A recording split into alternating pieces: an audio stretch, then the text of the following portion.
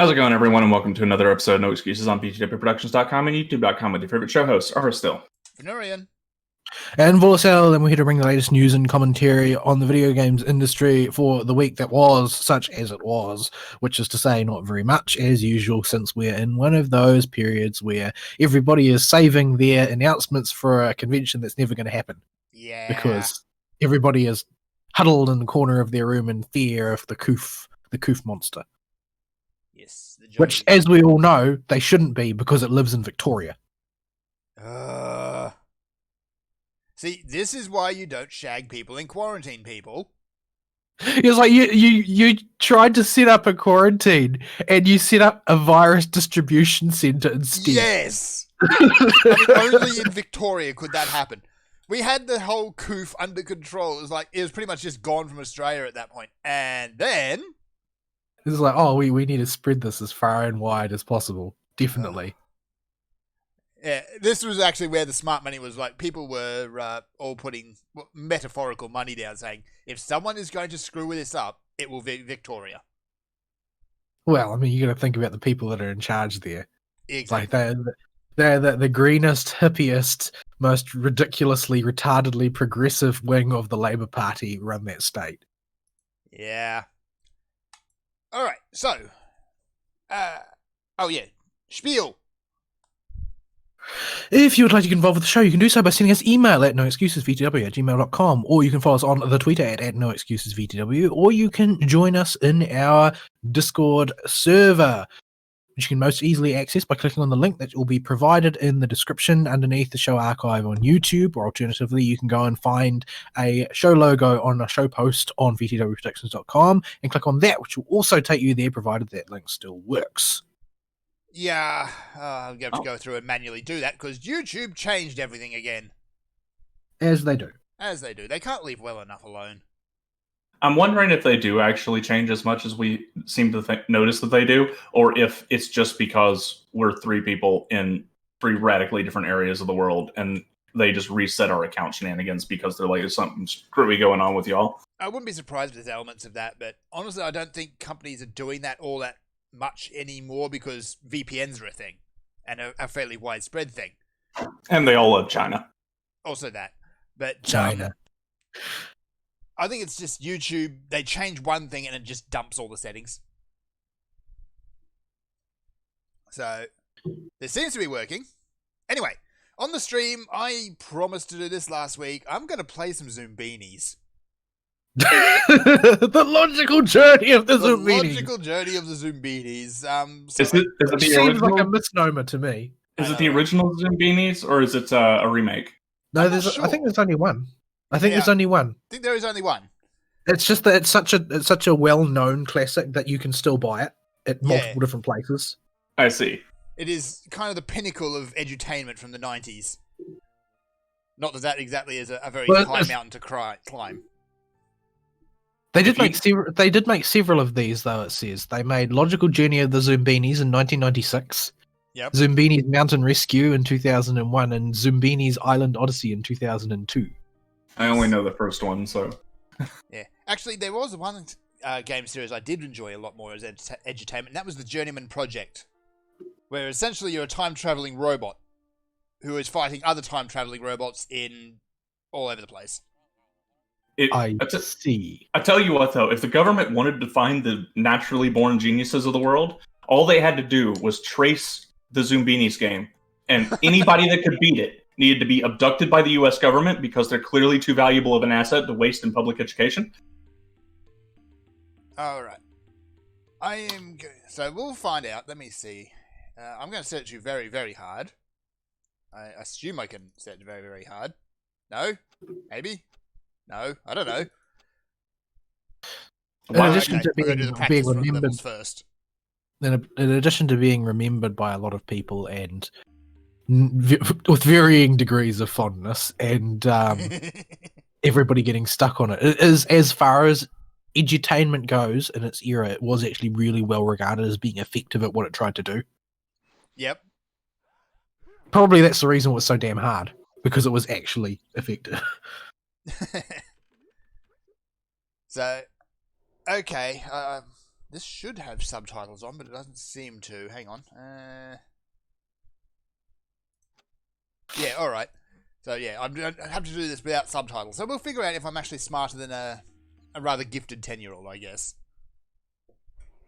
While doing the show at the same time. That's going to end really, really well. You could put Basic Edition in front of me, and if I have to talk and do it at the same time, I'm going to mess it up. Alright. Yeah, I mean, I'm not that great at that sort of thing either. The reasoning types of things. While I can play games while I talk, but I can't do anything requiring reasoning while I talk. Like I would lose at tic-tac-toe outright if I was trying to talk at the same time. It's not easy. Alright, so, as far as what I actually did this week, did a couple of things. I went shopping. And I bought myself a new GPU, a RX 5700, which is about on par with what Ari's got now. Yeah, it's a little bit better. Very slightly. Your clock's slightly faster than mine. Slightly faster. It's, nothing, not worth getting really excited about. I think it runs slightly cooler as well. And there's one other aspect that's got me beat on, but I've got you beat on available RAM use, even though they're both 8 gigs. Yeah. So, effectively the same card. Just different manufacturers. Yeah. But, yeah, it was kind of fun just digging around trying to find the best deal on it. And it ultimately came down to, I had a choice. I could get free shipping or I could get WoW Shadowlands. Guess which one won out? Please tell me it was A. It was A. I went for the free shipping. That's a relief. Even really when they're giving the game for free, I just couldn't justify it. I don't need pressure from any additional quarters. Thanks so very much. Yeah, already appreciate it if you just stayed away this expansion. Yeah, I mean it is the good expansion in the sequence. I don't know. I think from what we're hearing, it's gotten pretty bad. Yeah. No, I don't know. I've been hearing like 90% positive things about Shadowlands. Yeah, but it's also I've heard there's a ton of woke shenanigans going on with it. Oh yeah, there's definitely a ton of woke shenanigans. I'm talking in terms of raw mechanics. Well, what I'm saying is because there's woke shenanigans, it doesn't matter how good or bad the gameplay is. People will praise it anyway.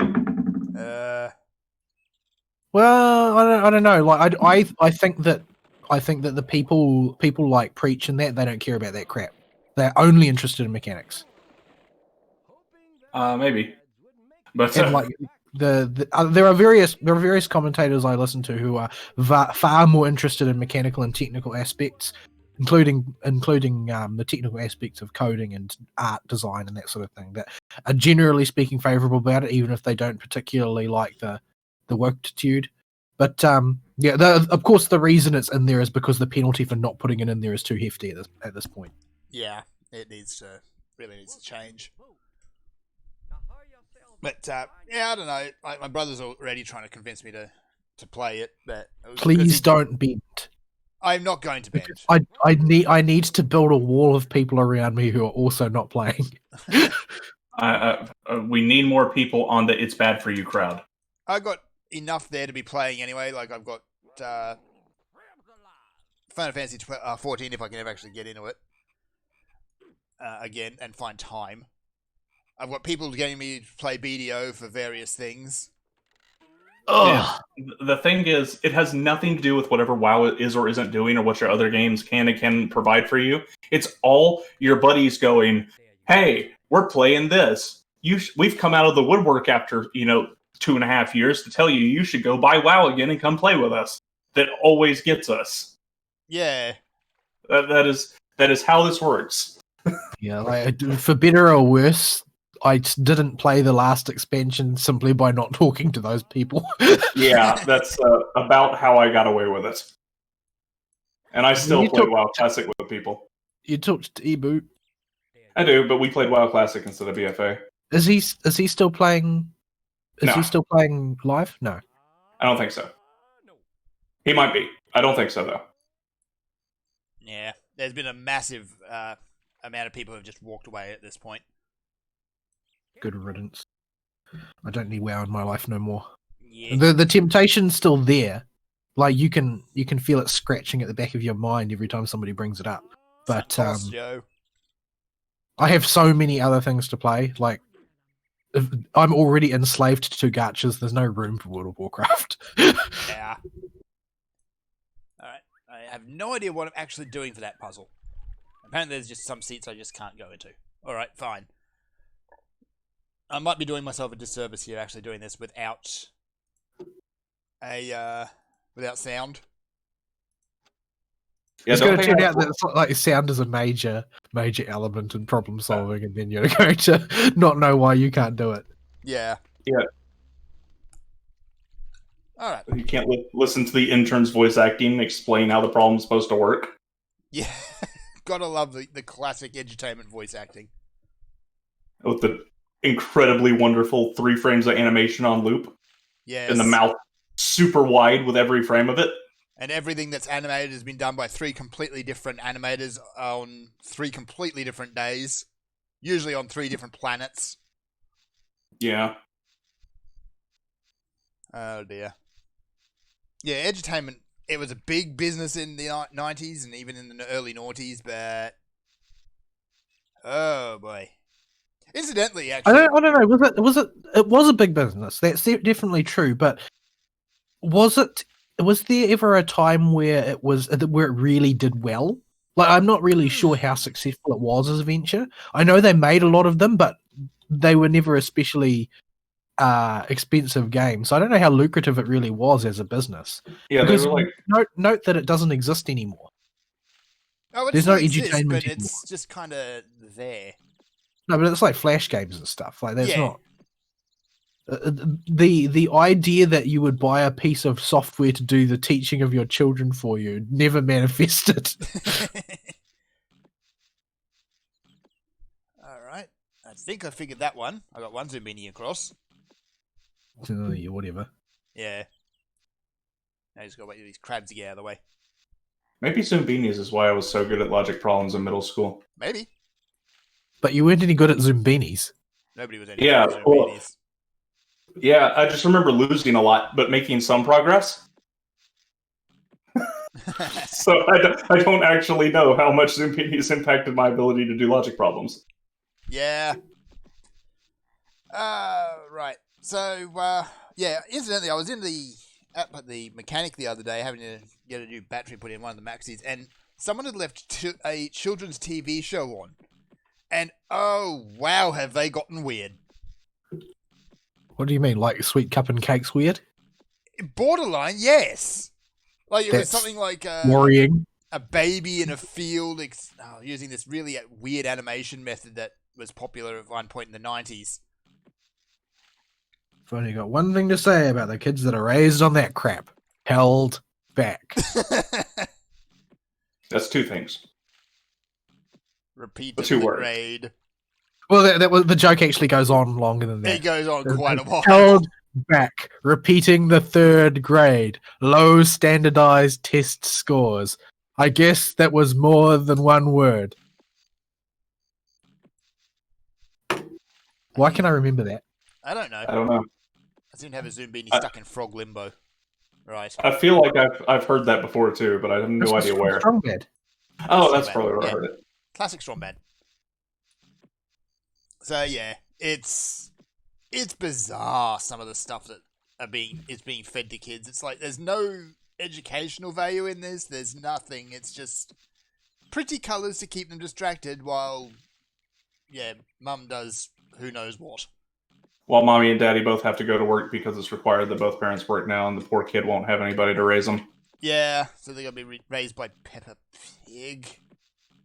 Ugh. I feel sorry for the poor kids on that stuff. Was it worth it? Was it worth it? Women entering the workforce. Was it? Wow, really? Well, that's ultimately the reason. The fact that the culture promoted that it was mandatory for women to work to be, full people. Yeah, instead of just I the ones guess, that wanted to. Yeah, that's ultimately the issue there. Is that the culture decided that it wasn't okay for some women to work and others not to. They all had to work. And not because children's TV producers are so whacked out on hallucinogenic drugs that they can't even feel their own feet anymore. No, well, I'm not talking about the particulars. I'm not talking about the particular quality of Peppa Pig. I'm talking about the syndrome that results in children being raised by Peppa Pig. Yeah. Like, yeah, there's like every kid is raised on the equivalent of Barney the dinosaur now. Oh, this is worse. Like the stuff I was actually seeing the other day. Yes, I know. Teletubbies tier weird. Yeah, it's Teletubbies on acid, but that's Teletubbies is on acid at the best of times. Why was Teletubbies so popular? It had a lot of PBS push behind it. I have no idea why. I remember like a spontaneous fanaticism sprung up around Teletubbies. It seems like one of those marketing studies things that got tested and worked and was actually right for once, like they are once in a blue moon, and then PBS just put a whole lot of money behind it. It's like something, occasionally they will discover something and it flips a switch in people's brains and they just go bonkers. In this Like- case, it was pretty colours. Because, well, Teletubbies is one of those things where adults were fighting over the toys. Remember? Right, it was. Mm-hmm. It was like the Tickle Me Elmo thing. And yeah, they were around right around when Furbies came out too. And I seem to remember kids, really young kids, the parents would be fighting over Teletubbies, and the slightly older, not in preschool anymore, but still kids, were had their parents fighting over Furbies. Furbies are just creepy. Like, really creepy. Yeah, this I don't think is going to end well, this whole Zoom Beanies thing. Not without sound. Because a lot of these entertainment things were very reliant on sound. Man, So I have We're no idea old. what I'm actually doing here. I want to reinforce how old we are so we can feel terrible. Why? We're- Why do we're- this? Why do I put that frog there? What happens? Nothing. Nothing happens. Yay. I mean, to be fair, Zoom Beanies is only like 24 years old, so. Ew. I mean, it can do everything an adult can legally. And has been able to for some time now. In 2 years, it gets a discount on its car insurance. Nice. Although, whoever designed Zoom Beanies, if they are allowed to drive, I would hate to meet them on the road. Well, I think they would drive in a very logical fashion. Yes, Well, but the whose problem- logic? In a straight line from point A to point B. I'm about to say, it ain't going to be any kind of logic the rest of the people on the road are obeying. Okay, I might actually give up on this soon because this is... Oh dear, I'm That didn't confused. take very long. Apparently I'm dumber than a 10-year-old. Well, you're dumber than a deaf 10-year-old. Yeah, I'm dumber Wait, than a that deaf came out 10-year-old. wrong. I was trying to encourage you. Yeah, It came out backwards. that didn't work. It came I out lose, backwards try out of my again, mouth. sir. You've just broken his spirit, Aristeele. Oh. Even more than I did by driving the show off a cliff so quickly. Damn it. Hey, maybe deaf 10-year-olds are incredibly intelligent. Right. No, let's not go down the road of like autism as a superpower. Let's please not. Well, that wasn't quite where I was going with that, but if you want to, we can. No. In case anybody hasn't figured it out, I'm trying to set a record for most show derails as early as possible. Yeah, we're supposed to be doing weeks. Yeah, okay, so week. I bought a game, and I played a game because game. And that is what this show is about, not whatever the hell we were just talking about. And that is the remaster of Destroy All Humans. Which is a game I absolutely loved when it first came out on the PS2, I believe it was. I saw a thing from PC Gamer about that, whinging about how they didn't want to play games with giant bugs in them anymore because, you know, games critics. And Were there giant bugs in it? hold on, that was a different thing. That was an article on Earth Defense Force. I forgot about that. They have similar. They occupy a similar box semantically in my mind. At any rate, that was a funny exchange because the Earth Defense Force people just replied no to their article on Twitter.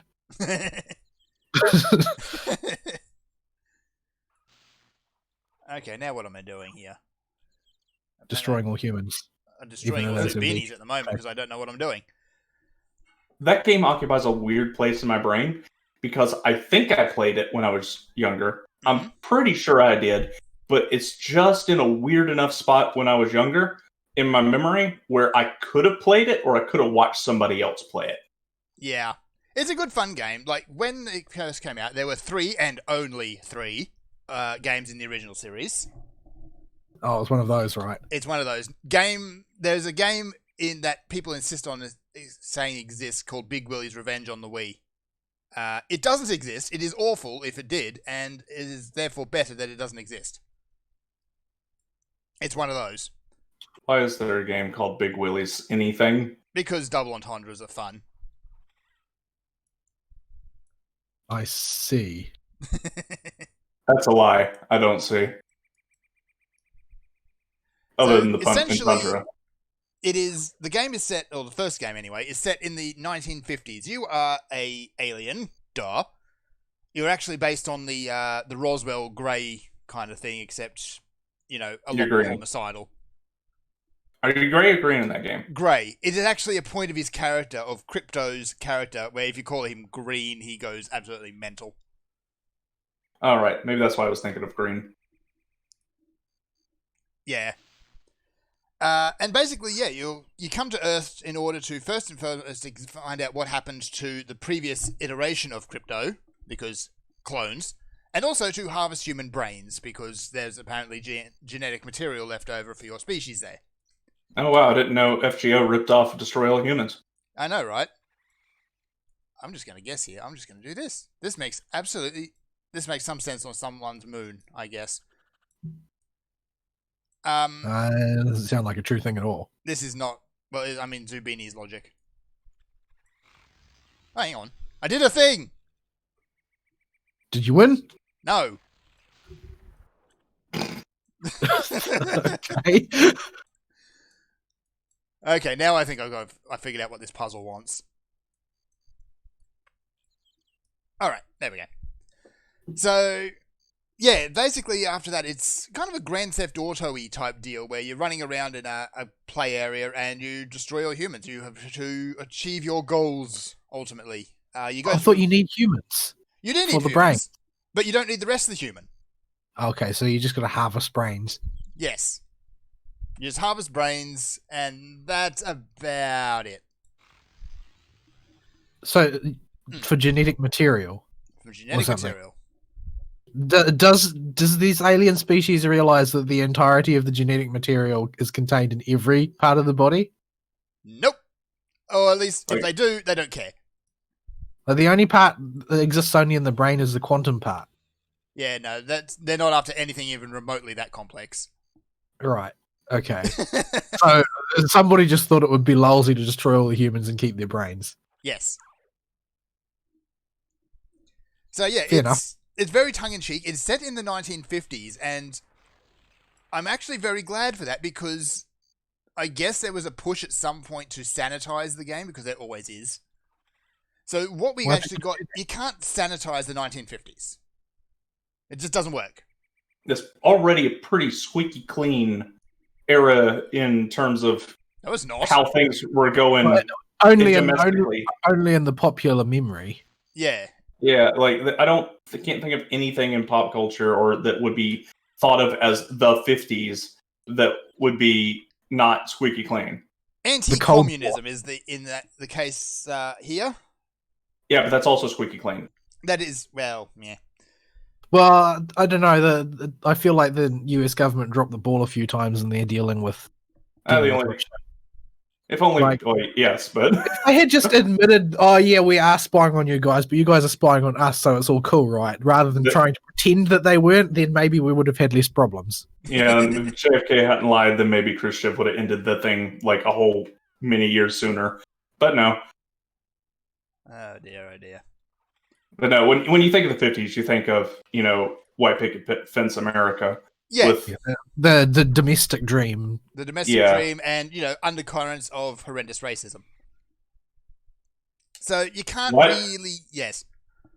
You can't really get all the 1950s out by sanitizing it. So, what we actually get is a rather sarcastic disclaimer at the start of the game, basically saying this game is intact from how it originally was. Too bad if your brain actually melts because of it. I don't see why it would. I mean, unless it tries to claim that the Republicans were responsible for Jim Crow, then maybe it does need to be changed, but... Probably. So you actually get a lot of... Well, because one of your main powers is when you're running around in a disguise, you have to read people's minds in order to recharge your disguise time. So you get a lot of rather dark and weird thoughts come through, and a lot of them are kind of closet homoerotic in a lot of cases. You also I think get... it's more about the writer. It does, actually, doesn't it? You get a lot of people running around, and because you're an alien, and because it's the 1950s, they assume you're a communist. And that's kind of the big running thing, is they're not being invaded by aliens, they're being invaded by communists. I mean, they were. They also were, but that's not what's actually happening here. They're being invaded by actual aliens, not communists. There's nothing to say they both aren't going on at the same time. I mean, Well, I mean, that's part of the... it's part of the popular consciousness anyway. Like the fantastical creatures that appear in the pop culture are usually associated with one or another strain of political thinking. There's a big theory around that based on, you know, whether zombies or vampires are more popular at any given beat during pop culture. I think I've seen that. But the same applies to other things. But aliens being communists is like the most common thing ever. yeah. Like, that's why like the Tau and the Tyranids and that they're all collective consciousness creatures, or like rigidly caste oriented societies and that sort of thing, where everybody has to cooperate and that sort of thing. Like they're usually straddling the line that's like oscillating wildly across the line of whether it's, you know, idyllic or horrific. Yeah. But when you've just got one alien though who's a psychopath, it doesn't really make much sense to accuse him of being communist. Yeah, technically two aliens, but Pox, who is voiced by, I believe his name was Richard Stephen Horvitz of Invader Zim fame, is up on the spaceship hamming it up at you. Invader Zim was something that completely evaded me. It evaded a lot of people. It just kind of happened. I missed it entirely. I know sort of peripherally that it happened, but it was one of those Nickelodeon shows that just some people watched. Yeah, it was like, marketed at kids, but it entirely missed the mark. Yeah, I think that it was probably marketed at some you know, millennial storyboarder's idea of what a kid is. Well, it was originally aired in the 90s, I believe. Really? I thought that it was like early 2000s. It might have been early 2000s. So if it was in the 90s, then the explanation is simple. It collided with Pokemon and got crushed. Yeah. Original release 2001. Okay, so kind of very early noughties. Yeah, okay. I had a flatmate who was a fan of it, but as far as I am aware, like most of the generation that would have been of the right age to watch that probably were watching Dragon Ball Z instead. Probably. So yeah, it ended up being not very popular with kids, but very popular with young adults at the time. Because a lot of the jokes just went straight over kids' heads. I guess I don't know whether they were any good or not. That's the thing with jokes. Like, yeah. And a lot of the satire also... They might have gone over people's heads, or they might just not have been very good. It's hard to tell. Yeah, it can be pretty subjective. So yeah, the game itself is pretty much intact, even the gameplay-wise, and that includes some of the janky things, like how your flying saucer doesn't quite aim exactly where you want it to all the time. So you're kind of doing a flying saucer section, and you're using a locked camera, and it turns just a little bit too quick. So yeah, you can't always hit the thing you want to shoot.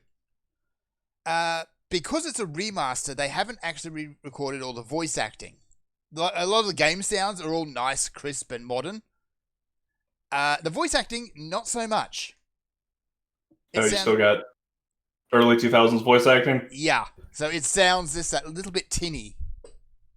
Right.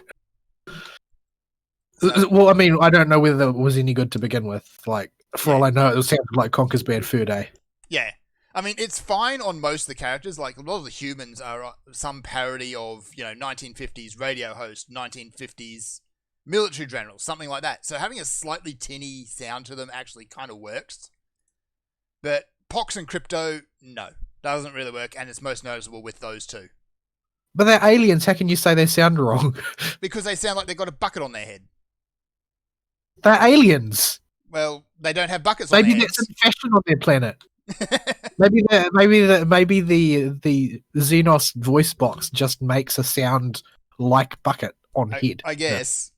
Yeah. I mean, this is the first game, so you don't even have the excuse for Pox being dead that he does in the later two. Spoilers, by the way. Wait, so he's a zombie?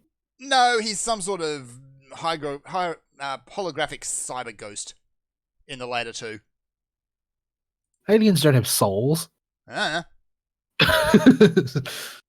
it makes this game, honestly, you don't play it for the story. You just play it for the pure shenanigans of running around and anal probing things. Which you can do, by the way. And that was one of the big things I was actually worried would get sanitized out. Does the law explain why? No, not or is really. It for the heck of it? It's like the anal probe as a weapon. You only get one ammo for it at a time, but every time it comes back, it replenishes itself. You use it to remotely collect DNA. You use it to remotely explode heads via the buttocks. It seems like taking the long way around, I've got to say. Yeah. It seems perfectly in line with what's going on in today's culture, TBH. Yeah. But you use it, if you collect DNA while you're running around, it recharges your shield. So you use it for a quick health boost. I suppose if you need to find someone's head in this day and age, it's most likely to be found lodged between their buttocks. Exactly. That's where heads belong, apparently. I think better have a drill tip on it, because some of them are pretty far up there. Yeah. So yeah, it is a very good remake. It is a very faithful remake, even though one of the... I'm just going to call him what I can't help but calling him in my head. Secret Agent Obama. What? Yeah. What? One of the secret agents, when they revamped him, because of, I guess, just the way that the art style and thing comes out, he looks like Obama. So he tells you can keep your doctor? No, he's not very bright. So he's like Obama. Nobody in Well, this universe is particularly Obama was bright. clever in a grifter kind of way. Oh dear. Let's not get into that argument, shall we? I don't think there's really anything worth arguing about. Obama was a tard. All right. Also, I'm giving up on Zoominis. I can't do that and the show at the same time. So at this age, you're still being defeated by Zoominis. I'm being defeated by multitasking and my lack of ability to do it, as it turns out. So instead, I'm just going to waggle a stick around and tell my dragon to murder things. The waggle, huh? Got to do the waggle. Got to You're get a those waggle. cosmetics before everything becomes pointless. All right, I've got to do that. So yeah, Destroy All Humans. It is a very, very good remake, even though it's got some flaws and a lot of those warts and all. Well, wait, you said it was a remaster. Which is it? Remaster. Sorry. Okay. Remake is something different. Yeah, because it does still have the faults that some of the first game does. Like you could use your holobob, the disguise, to try and blend in, and every now and again it will just drop for no reason. So Just to suddenly, keep you on your toes, man. yeah. So suddenly you're a rather homicidal alien stuck in the middle of a group of very angry humans, and usually because of where you are, they're humans with guns. Or if they're not humans with guns, the humans with guns show up pretty quick. Which is also more annoying when it just randomly drops when you're halfway through an actual mission and you get yelled at. So what are we talking as far as actual changes here? Are we just talking about textures? Is that it? Pretty Textures and much, yeah. polycount. It's a fresh coat of paint. The sound effects have been tidied up and remastered just to, bring them up to a more modern standard, which I think Just what to make the makes voice acting more conspicuous. that's what really makes it more conspicuous. Yeah, like if everything was kind of that slightly grainy early 2000s audio quality, you wouldn't notice it. I don't think they've actually removed any or changed any contents that I've noticed. Because you've got all these people who are still having closeted thoughts about, various celebrities of the time and possibly being communist. A lot of stuff they're that right. isn't exactly PC at this day and age because, nothing is. Well, I mean, what's to be gained by being PC anyway? You're just going to make your game less funny. Yeah, I'm trying to think about that. you don't gain anything from PC. The only thing you're trying to do is avoid losing something. And honestly, nobody needs those people anyway. No, you really don't. All you're Generally really doing is speaking- delaying the advance of the Horde for a very short time. I don't know. Like, I guess we'll see how well it sells. Like, because generally speaking, gamers on average are kind of iconoclastic. They aren't really that interested in worrying about whatever the totems of the time say about something. So, Yeah. Up until someone really tries to rub it in their face. That's which unfortunately is all that anybody ever does these days. Because yeah. everybody has decided that every single one of your thoughts needs to be vomited onto the internet via Twitter. Ugh. Can we just not social media anymore, please? I've been in favor of that forever. Yeah. Half of the reason I make so many uncouth jokes on the show is just to give these people the finger. Also because it's fun. And it's fun. Well, I mean, that's also the reason why Ari and I always gravitate to the most controversial available topic that can be tied even tangentially to what we're discussing. Because we know that if anybody was to ever happen across it, they would get really mad. Yes. Yes, they would. On the other hand, by the time anybody actually digs up our show and listens to it, it might be mainstream thinking again. Because these things have always gone in those cycles. I mean, sooner or later... Oh, damn it. What? I just gave my mag a level index. Just reduce it. I have to go reduce. I think I've got some reduction things around somewhere. You should have about 5, because I had 5 levels in Dex and I got rid of all of them. Yeah, there's a quest reward at some point that gives you some. So yeah, if you like the first game and you want to go play it again, you can play the remake without any change. Or remastered, damn it. Cool. So yeah, good fun. I'd like to see if they actually do the other two. Because the other two were pretty much better along every axis. Is this one just the most loved or something? It's the first one. Yeah, but is it the most loved? I only ever heard people talk about the first one. That's usually the case that the first one is the most loved? Yeah. But it's not always. Not always Which the is why I'm case. asking. I've never heard anything about the sequels other than they exist. Yeah, people who loved the first one played the sequels and loved them too. Except for the people on the Wii, of course. Because there was no more Destroy All Humans game on the Wii. What are you talking about? I am kind of interested, although to my shame, I'm interested in this game largely for the political ramifications. That is to say, whether or not people are still willing to play something because camp, or whether it will not be bought because of, not wanting to be triggered. Not that I'm not meaning to say that people who buy video games typically care about being triggered. What I am trying to say is that it does matter if you're a streamer, and streaming is what makes or breaks games a lot of the time these days. Mm-hmm. So if some streaming service decides that this game is hate speech, then it's not going to do very well. I mean, maybe. Like, it's got some fun writing in it, although YouTube did throw up a suggestion earlier that I watch Jim Sterling's take on it. Oh my goodness. If you ever wanted, like, the ideal take of the media hack who's, he's in that perfect position of not actually being bought by them, but 100% in service of them in every conceivable way, then that's the guy you go to Yeah. for the most mundane take available. He's also fat. Well, It's true. it is, but I don't see where that's got to do with anything. He's just not fun to look at. He looks gross. I know if he was just like a slob that sat in his chair, I think that'd be all right. Like I could deal with that. The fact that stupid ass costume. he tries to look suave and that makes him look even fatter. He does tend to turn up wearing plague doctor masks an alarming amount.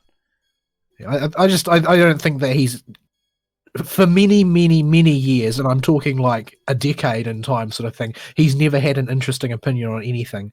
As soon as he figured out that being as mainstream as possible was the way to, you know, not get in trouble with anybody and to keep your access, he became worthless. He used to have a contrarian bent for a very brief stint of time. I almost started watching a little bit of his stuff, and he dropped that like a sack of rocks. Yeah, because he realized that controversy gets you in trouble. Yeah, every now and again he'll raise an interesting point. Raise it, Usually not really accident. discuss it.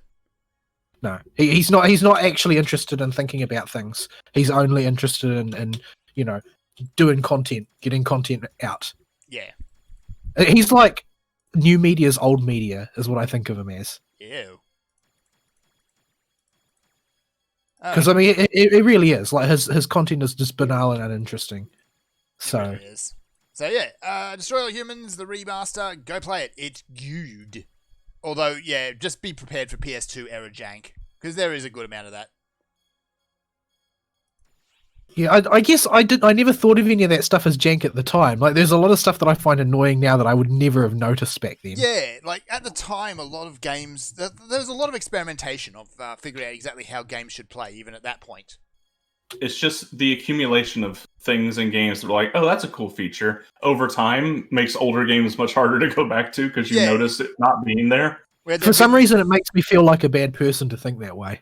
Yeah, same, actually. I mean, yeah, there's like great games where they've tried something different, but it didn't really work in hindsight. So, yeah, you're going to get a bit of that. So yeah, that's been my week. Beyond that, it's just been work. And also feeding off the tears of disappointed drunk cowboys. So they didn't believe you when you told them the rodeo wasn't on? There was always a few. Although apparently there's some push for the, what we insist on calling the Beat Your Meat Festival around here. Fern. What? Yeah, it's a festival for wankers. Yes. It's a completely unnecessary festival that is kind of shoehorned in at the end of the year because money, I guess. So we got to call it the most derisive name possible, of course. Well, what are they alleging it is about? It was, when it first popped up, about the 150th anniversary of the town. And then just kind of stuck around. Oh, so it was like some sort of Jubilee festival, which they decided they just wanted to have another one because they made a lot of money that one time. Exactly. I see. So apparently there's a lot of talk about that still being on, but I don't see how. Like, we're having our lockdown procedures all slowly creeping back, especially when we had those two idiots jump the border and make a point of actively infecting people.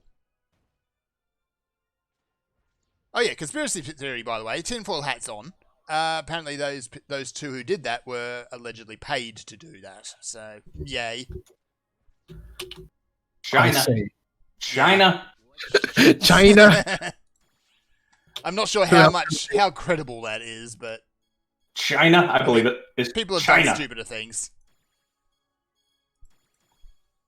So that's if my the week. answer is the CCP could have done it and it was bad, the answer is the CCP did it. They probably did. All right, so Vol, your week, please. My week was pretty bland. I didn't really do very much. I pretty much just tried to stay on top of my gachas and then sleep. I didn't have much free time. So it was pretty much I'm trying to think if I did anything worth talking about, but I really don't feel like I did. It was one of those weeks. It was even more of one of those weeks than last week. But yeah, I did a lot of late nights at work, more or less. I would like for that to come to an end at some point in the near future. But I think it might actually. I might start to be able to get home at a sane time, because basically what happened is that one of the measures that my workplace implemented during the COOF thing was to basically lock you into whatever job you were doing at the time that the lockdown started. And when the lockdowns came off, the company I work for, the upper management at headquarters decided that we were special and we weren't going to alleviate our lockdown just because the government said we could. I'm not sure what their reasoning was. Like, nobody's going to give you a pat on the back for that, mate. But yeah, that's what they did. And the net result was that I've been locked on a job that has late nights for months now. Which is why I've never had any free time to play any video games, because I get home at like 8:30. But hopefully that will change now, because apparently the lab managers managed to finally procure the permission to start moving people around again so that they don't go completely insane or let their skills and other tasks atrophy due to disuse, which is something that I bet the head office never even bothered to think about. Because, you know, I do work in a technical field. You do maintain a lot of your techniques, your skills and techniques by using them. Mm-hmm. It's not just all intellectual. So, yeah, I might be transferred to something that will finish at like a normal finishing hour sometimes. So I can actually come home and have some time to relax after work instead of eating and going to sleep. Here's hoping. I certainly do. But yeah, so the summer event rerun is coming to an end today on FGO, and the New Year one is going to start on like the 3rd server time. I don't know where the server is for North America. I don't know which time zone, but yeah, so that's going to happen with very little break. So it's going to completely destroy me, I'm sure. This event, I spent very little time on this event. I didn't do very much farming at all. I didn't even do 4 of the challenge quests because I deemed it wasn't worth the amount of time I had to invest to actually think about them and clear them, when the only reward was going to be basically mana prisons, because it rewarded additional copies of Rider Ishtar, who I already have. So there was no real advantage to me. However, I did do the challenge quests that mattered for like the gold foos and the crystallized sort of thing. Ari seemed to be having a rough time with the hoof. Yeah, the foot was just not working in my favor at all. Like last time, I'm pretty sure you wrecked it, and I had a lot of trouble with it. This time, you seem to have trouble with it, but I wrecked it. Like I took one attempt and used no command seals and just destroyed it. It came down to the wire in the end, but I still managed to beat it. I could not get Cleo's cards to line up at all. I couldn't get crit stars before her buster cards came up, and her buster cards were never in the point where she could Brave Chain. It just couldn't happen. She was like allergic to it. Yeah, I took Kirihime Lancer, obviously, as my point servant, because I put Kirihime in every team for every challenge quest. Not because I deliberately am trying to do so, but because she always just seems like the best person for the job to me. And you need to delete Ishtar before she can be annoying. Yeah, and level 100 Kirihime Lancer is actually hits pretty darn hard for a Lancer. Especially if you don't have a kaleidoscope, she becomes even more useful. If you've got your collide available, especially if you've got MLB collide, obviously Skaha is going to be the ideal servant, right? Because that's a 1-turn deletion. Yeah. If you have to fight, on the other hand, the fact that Kiyohime's buster cards are ridiculously overpowered due to her being a Lancer, which has a 1.05 multiplier on attack, plus she's got EX level Madness enhancement even as a Lancer, which is another 10%, means that her face cards just hit really, really hard. So if you have to fight something rather than being able to blow it up straight up, Kirihime is a really good choice. And since I have no collides, she was the obvious choice for that scenario. The boss team that came in after I used Shiki for most of the fight as the main DPS, except of course she was going to eventually die because I didn't have much sustain, because I was using as my main support Jean, who she's a good sustain, good support, but she's never going to quite shine the way Merlin healing does. But since Gugalana is a rider boss, bringing Merlin was basically just a waste of time. So I didn't bring Merlin. I brought Shiki and Jean as the primary team. And then following up from that was Shuten for when Kiyohime died. And then after that, Mash to shore up the defenses if I lost DPS, which is what actually happened, or to replace Jean in the short term if I was still within reach of victory and Jean went down. And then as my anchor, I borrowed a Grandpa Hassan, who is probably the best servant for handling this particular type of battle. So yeah, eventually I did get down to the wire. He had about 400,000 hit points left on the last break bar, and Hassan was my last one standing, and Hassan literally soloed the entire rest of the boss. The guy is one tough cookie, gotta tell you. Not enough to make me spend a ton of quartz rolling for him, because it does take me a ton of quartz to roll things. I don't get everything in a ticket like Aristeel does. But unless it's Shiro Amakusa, and you're live on the show. That's the only time that I've ever gotten something in one ticket, and it was because you blessed the ticket first. So that was your luck as well. It wasn't my luck. If you say so. And yes, because it runs hard against your theory as well, because I had spent more unsuccessful quartz rolling for Amakusa across more banners than any other servant I ever rolled for. Oh, and man. As soon as you got involved, I got it straight away. So it wasn't the desire sensor. It's because you didn't care about me getting it, and you had substituted your luck for mine. That's how I theorize it works.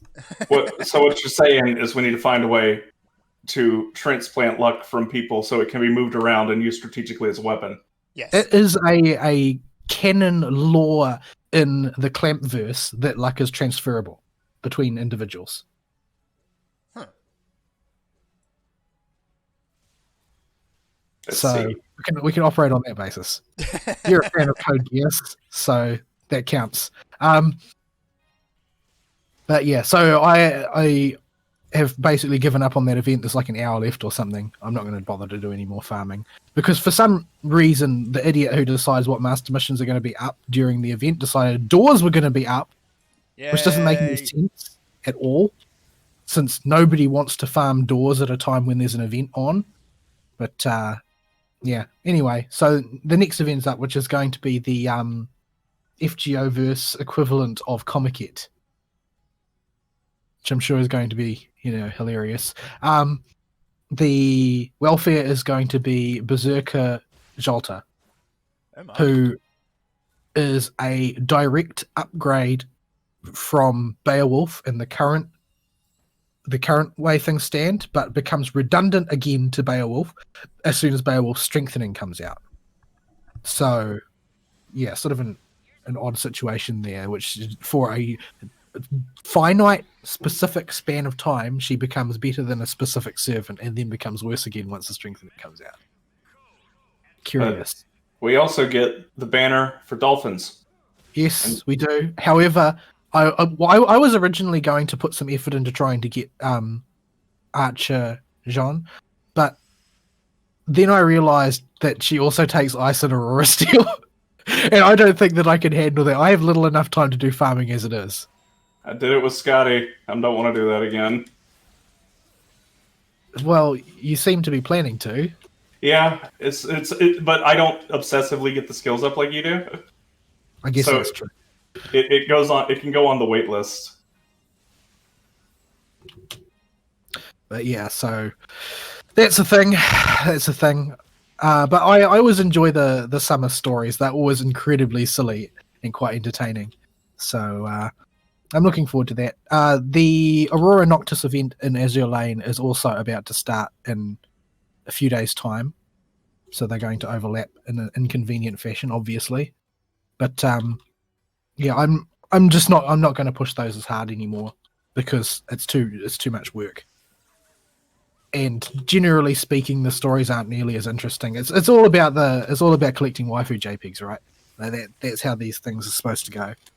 That's the entire point of the game, yes. There are some based on what the tier lists out of the Chinese server have said.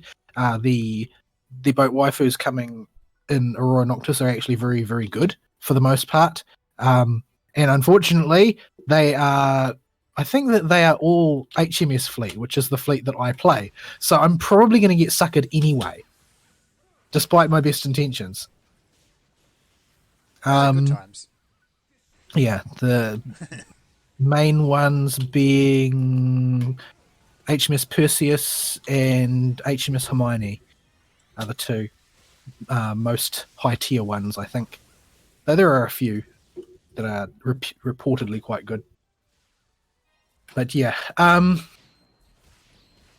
anime is still a soggy mess of I don't care. I'm glad that there are some that are sort of continuing series, like the mediocre but watchable latest season of Railgun is resumed from its coronavirus delays.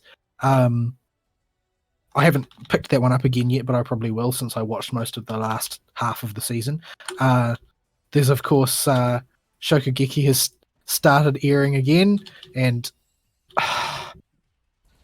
why though? I don't know. Like it feels like the Boo Saga or something. It's like is this really necessary? You don't really seem to have done anything but artificially manufacture a new antagonist. Like the story was over. There is only one unresolved plot thread really, in as far as the characters are concerned, and that's just that. Oh well, you didn't close out a romantic plot line because they keep saying, oh well, I mean, you have to cook for the one you love in order to reach your potential. That's their shtick that they dribble through in the background throughout the rest of the series, and that's the motivation behind the lead's father not deciding that he was going to be a big shot. Yeah, because he wasn't a good housewife. Well, yeah, he wanted a good housewife. Actually, he wasn't. Why? He wasn't a good housewife. Well, the thing is that he was a good housewife. Soma's father was a good housewife. His mother was a crap cook, apparently. but so they ran a diner instead, and he didn't become like a world class big shot in the culinary world or anything like that. And their shtick that they're going for with that is, oh well, I mean, one, Soma needs to find a real reason to cook, which will be out of love and not out of competitiveness. But so that was the only dangling plot thread. But the thing is, the series is ultimately a shonen, and everyone knows that you don't resolve romantic plot threads in a shonen until the epilogue. Yeah. Even if then. Well, they did in Naruto, and they did in did Bleach. They just tacked epilogue on the end. Like, in fact, in the animation of Naruto, they just did it in the movie. It doesn't occur in the series. In Yu Yu Hakusho, they resolved it twice when he thought he was going to end it at Chapter Black, and then he had to undo the resolution by sending Yusuke on a trip for 3 years and do it again in the epilogue afterwards. Yeah. So, yeah, that's the thing. So you've got one dangling plot thread, and there's a dangling plot thread that is by definition not going to be resolved. So there's no reason to continue the series. Yeah.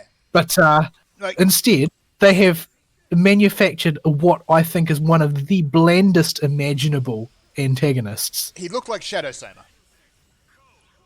You think? Yeah, pretty much. Dark, edgy version of Soma. I don't know. At any rate, I don't know whether or not they're going to go the defeat means friendship route or not with this one. But regardless, like, he's just sort of a generic tosser.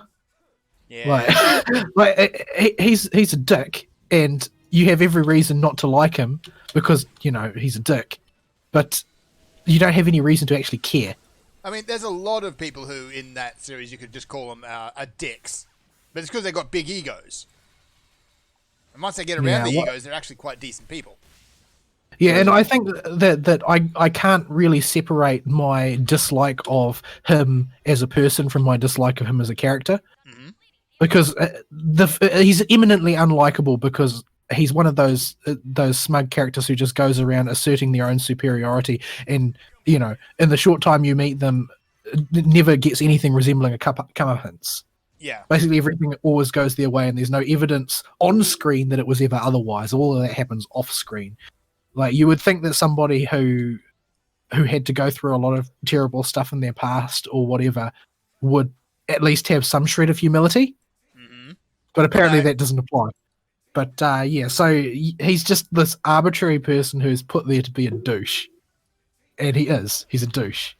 And I don't know whether it is that, you know, because, you know, there's a part of me that wants to watch it because I want to see him get humiliated. I want to see him get humbled, to get crushed, to have all of his smugness wiped off his face. However, I can't separate that from the fact that I just don't like the character because the character is so arbitrary. Yeah.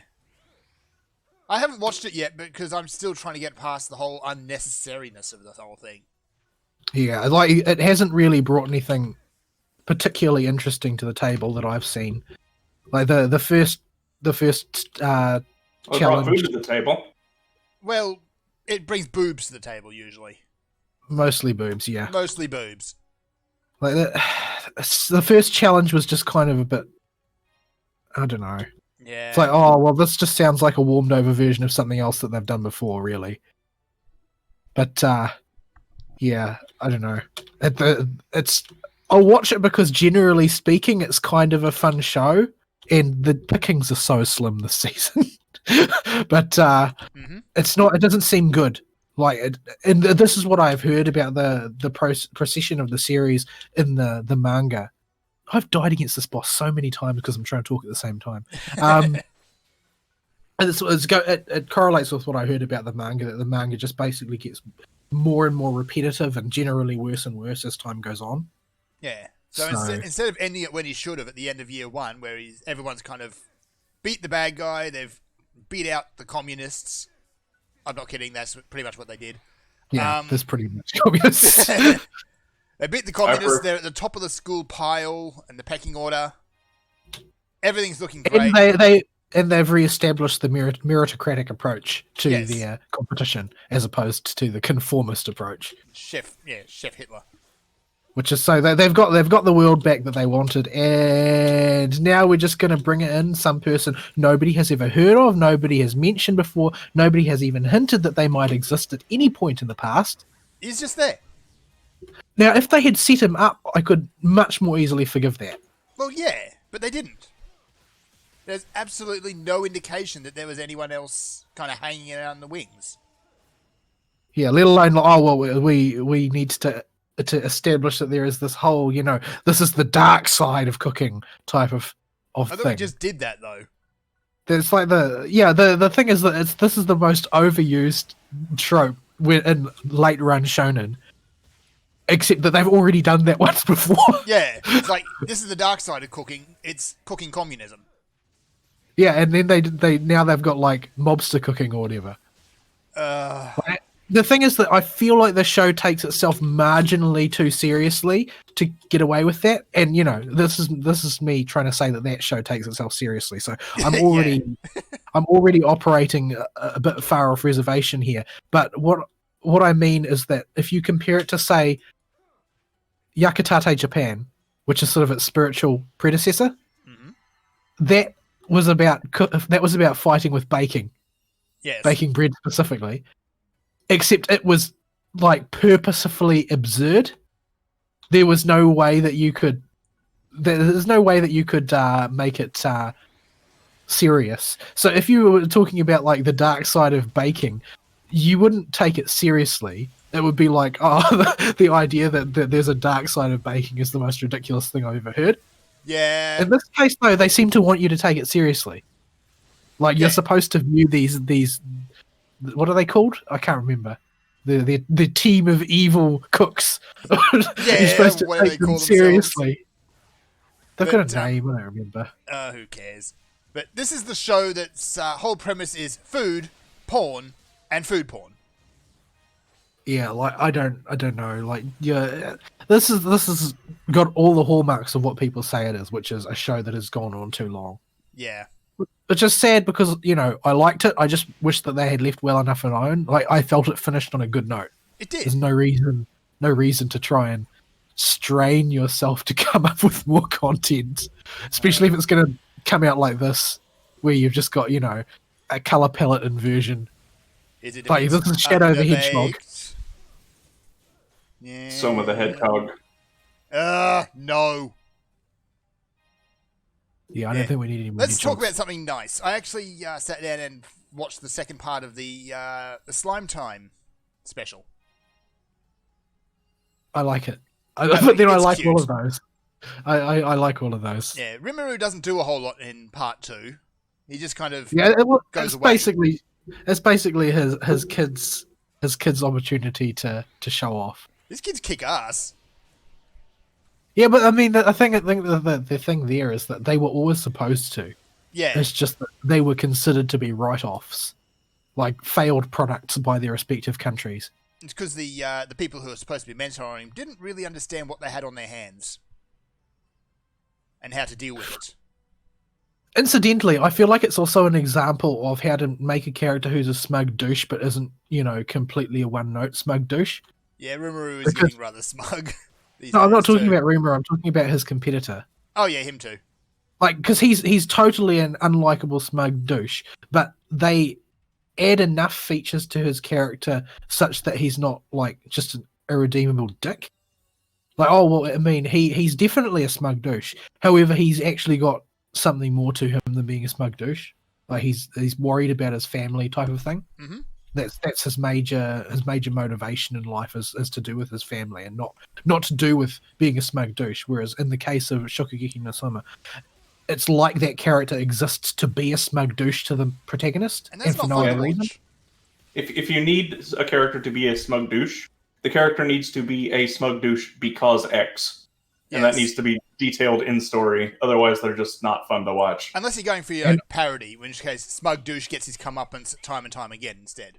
Yeah, it's also not good enough to just be a smug douche. Like, you need to have more dimensions to your character than that. Yeah. And I feel like they did that in the special with, you know, this is a character from a special. He's only going to be around for, you know, a few minutes and then will never appear in the story ever again. Yeah, but he's a smug douche with depth.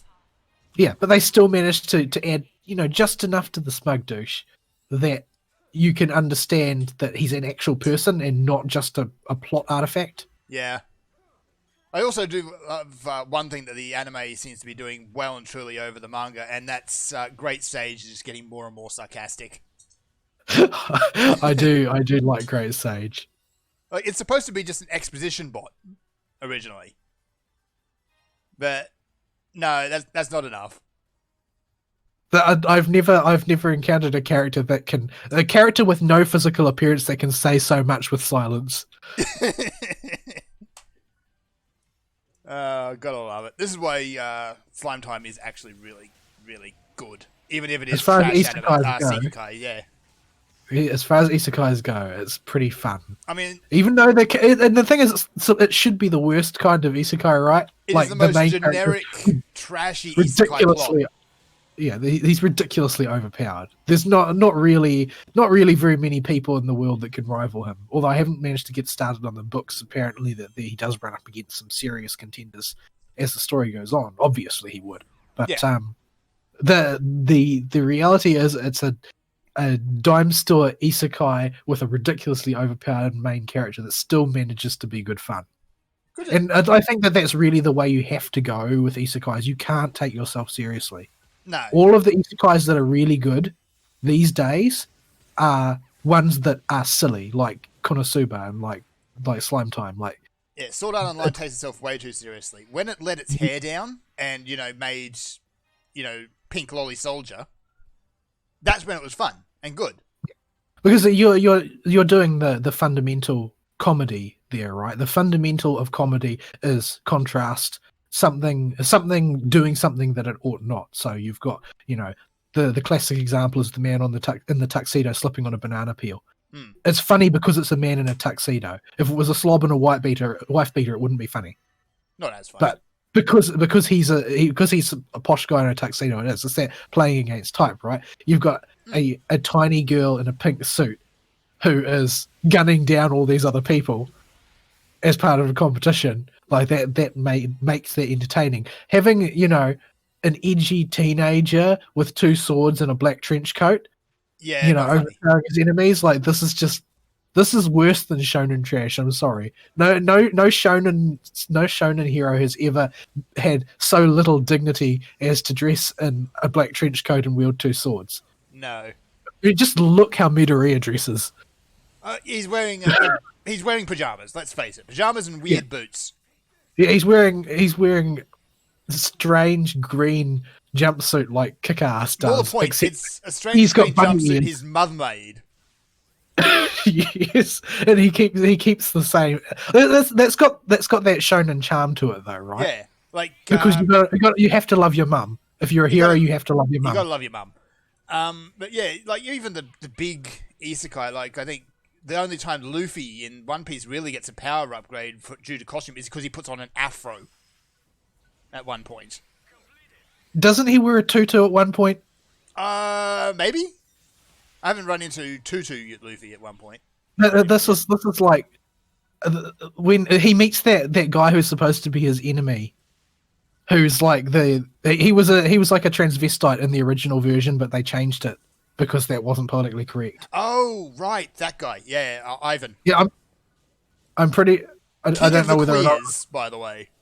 No, I don't think it was Ivan. I think it was one of his subordinates, the Okama guy. Okay. But yeah, the guy that wore like the weird tutu with the swan head on it or whatever. Oh, him. Yeah. What's his name? Mr. Two.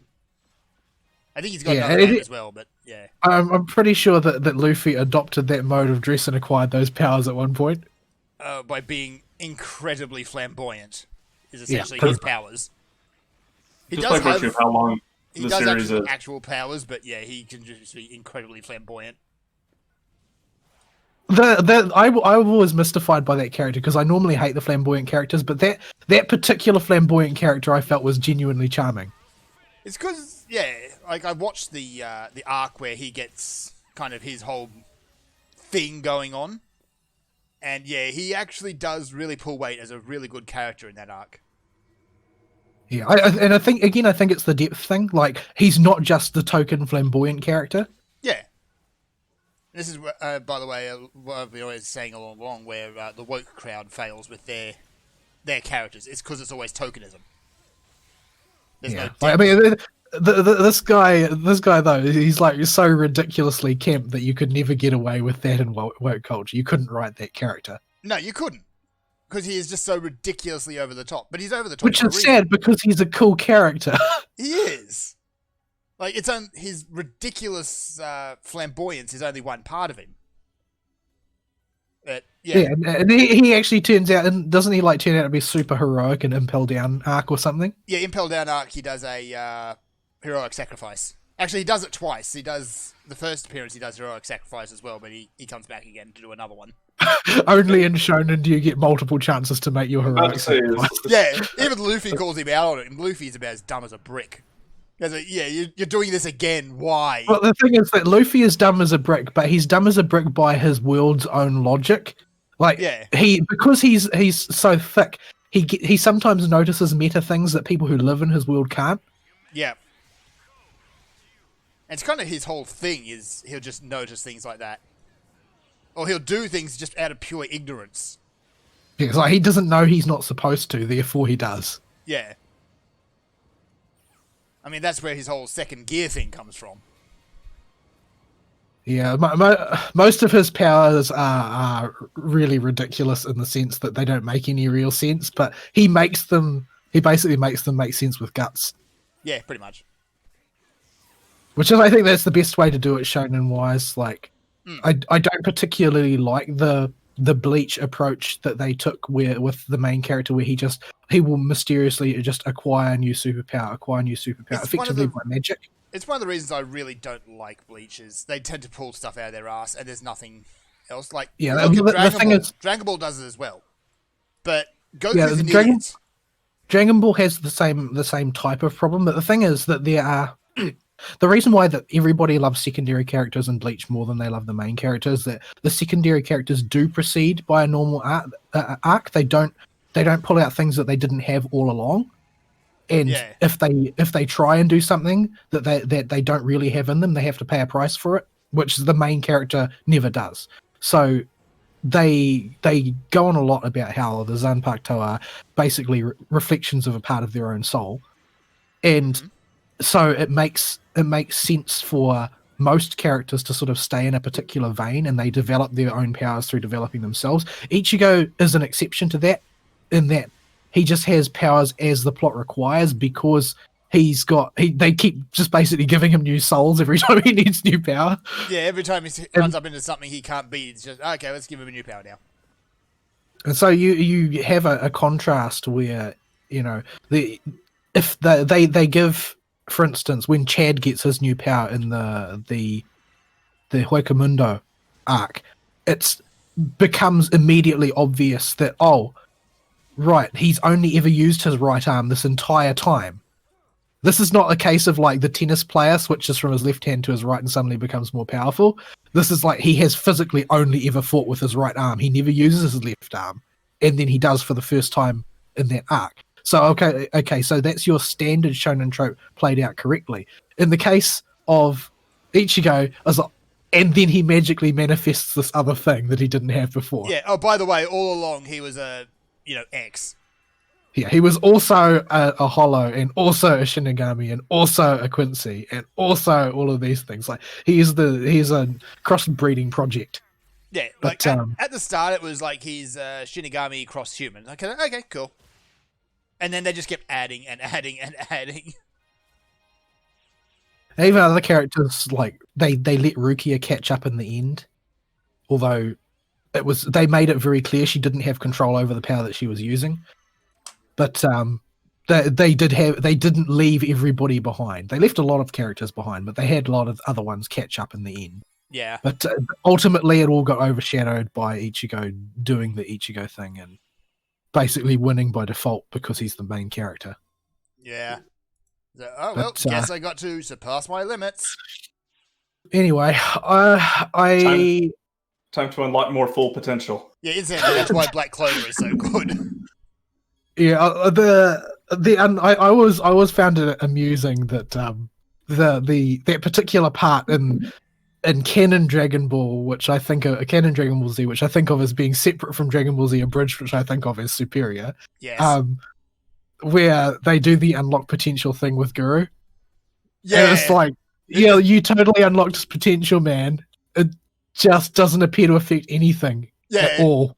I don't And feel nobody any will different. ever It refer to wasn't us again. much. It wasn't very much. Because what all that they're doing there is saying the quiet part out loud, right? That's where most of the humor in Abridged comes from. Yeah. Is when you say the thing that they don't say in the main continuity, but it's definitely there. Yes. But yeah. Other things this season are nondescript. I don't even know. Like, I'm glad Black Clover has resumed again because it gives me some popcorn stuff to watch, which is always reliable. And I really like Maria Leona. Maria Leona. She's so fun to watch. Like, that would 10 out of 10 would follow into battle. But She's just from a a lunatic. distance. Yeah, from far enough away that she can't reach me. Especially, she would definitely be the commissar type to shoot the retreating, I think. Heresy! Bang! But yeah, a lot of the characters are just so fun. They're all very well-worn shonen archetypes, like everything else in Black Clover, but they're executed in the classic way without any pretension. In a lot of the cases, they're very, very aware that they are that shonen prototype, or archetype, rather. Yeah. The only thing I think that I can't think of offhand another shonen has is like a main captain leader guy who spends all of his time in the bathroom. Yeah, that's completely unique. Like, I think he needs prunes in his diet or something. Or something. But yeah. I'm glad that that's resumed because it does give me something to watch that I otherwise wouldn't have.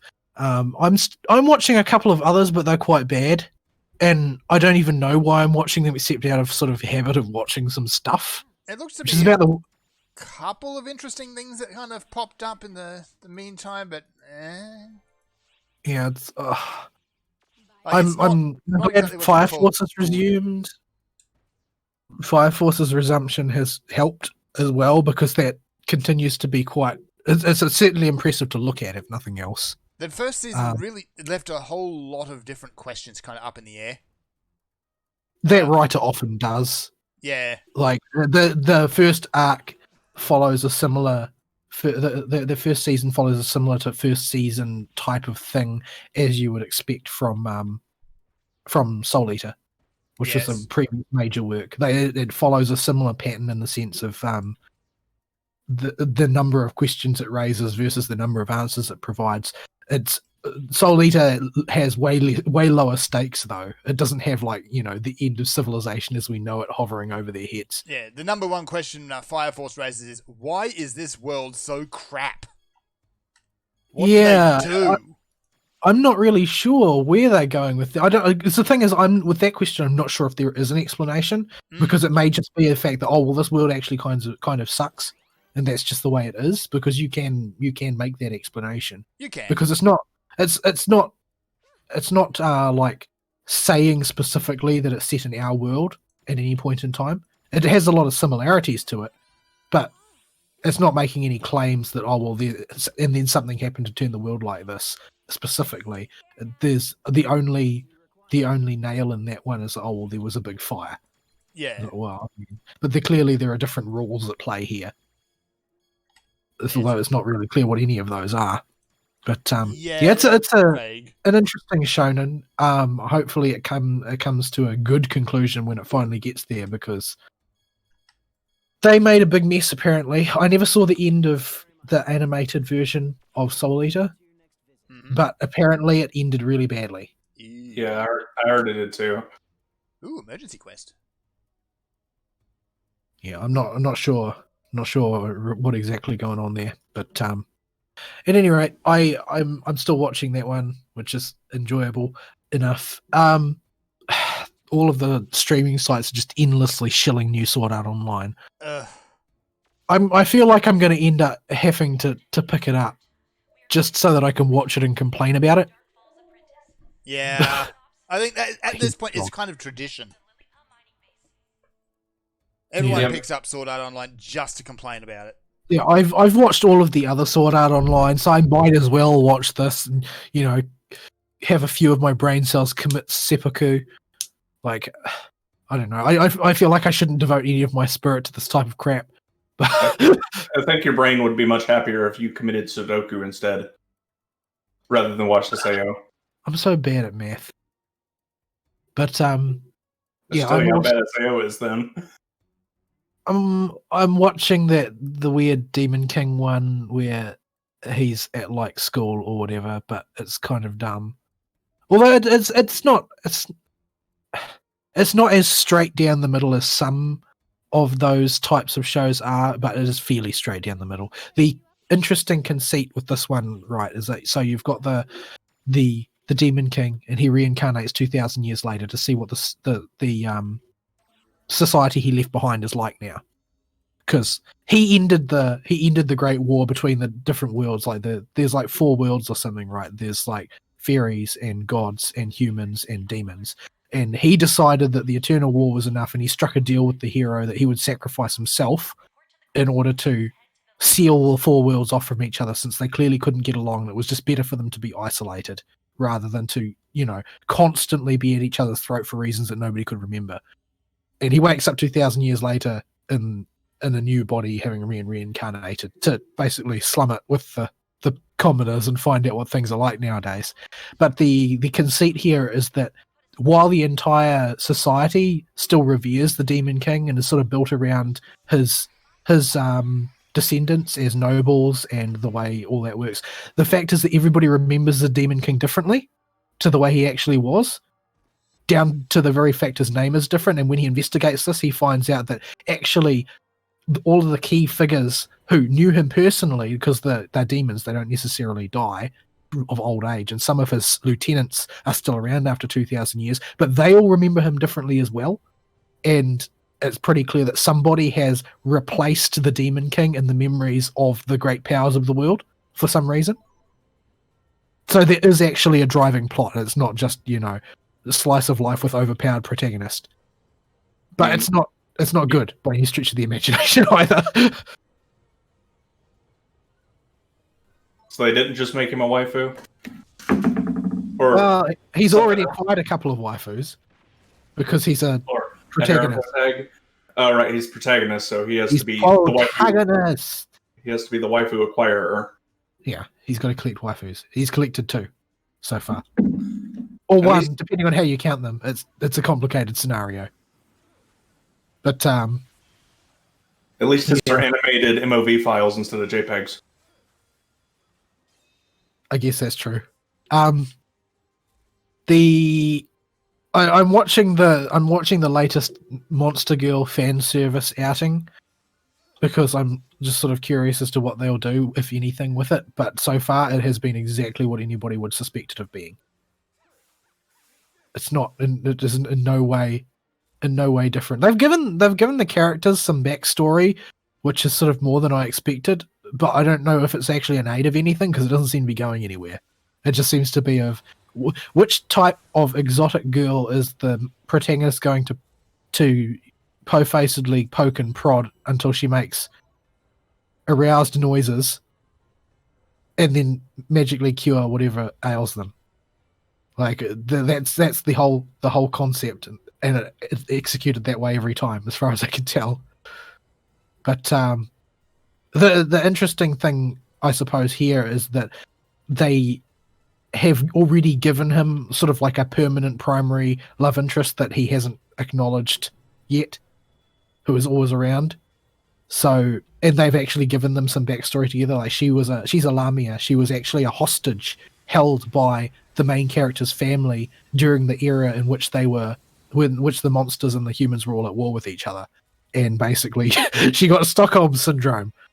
Well, you could say that. So it was the political hostage rather than an actual hostage. So she had to go and live with his family when she was a child, and so they became friends. And then eventually they met up again when they were at medical school.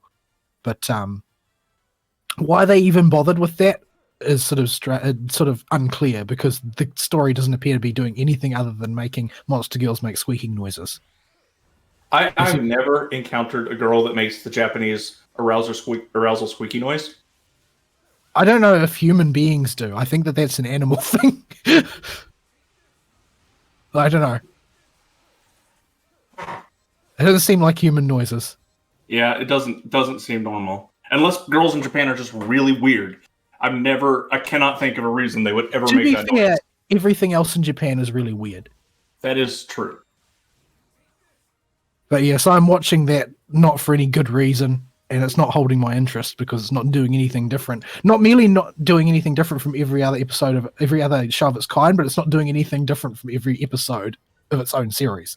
So, yeah. But yeah, anime's dead to me. I should just stop watching it. I told you, man.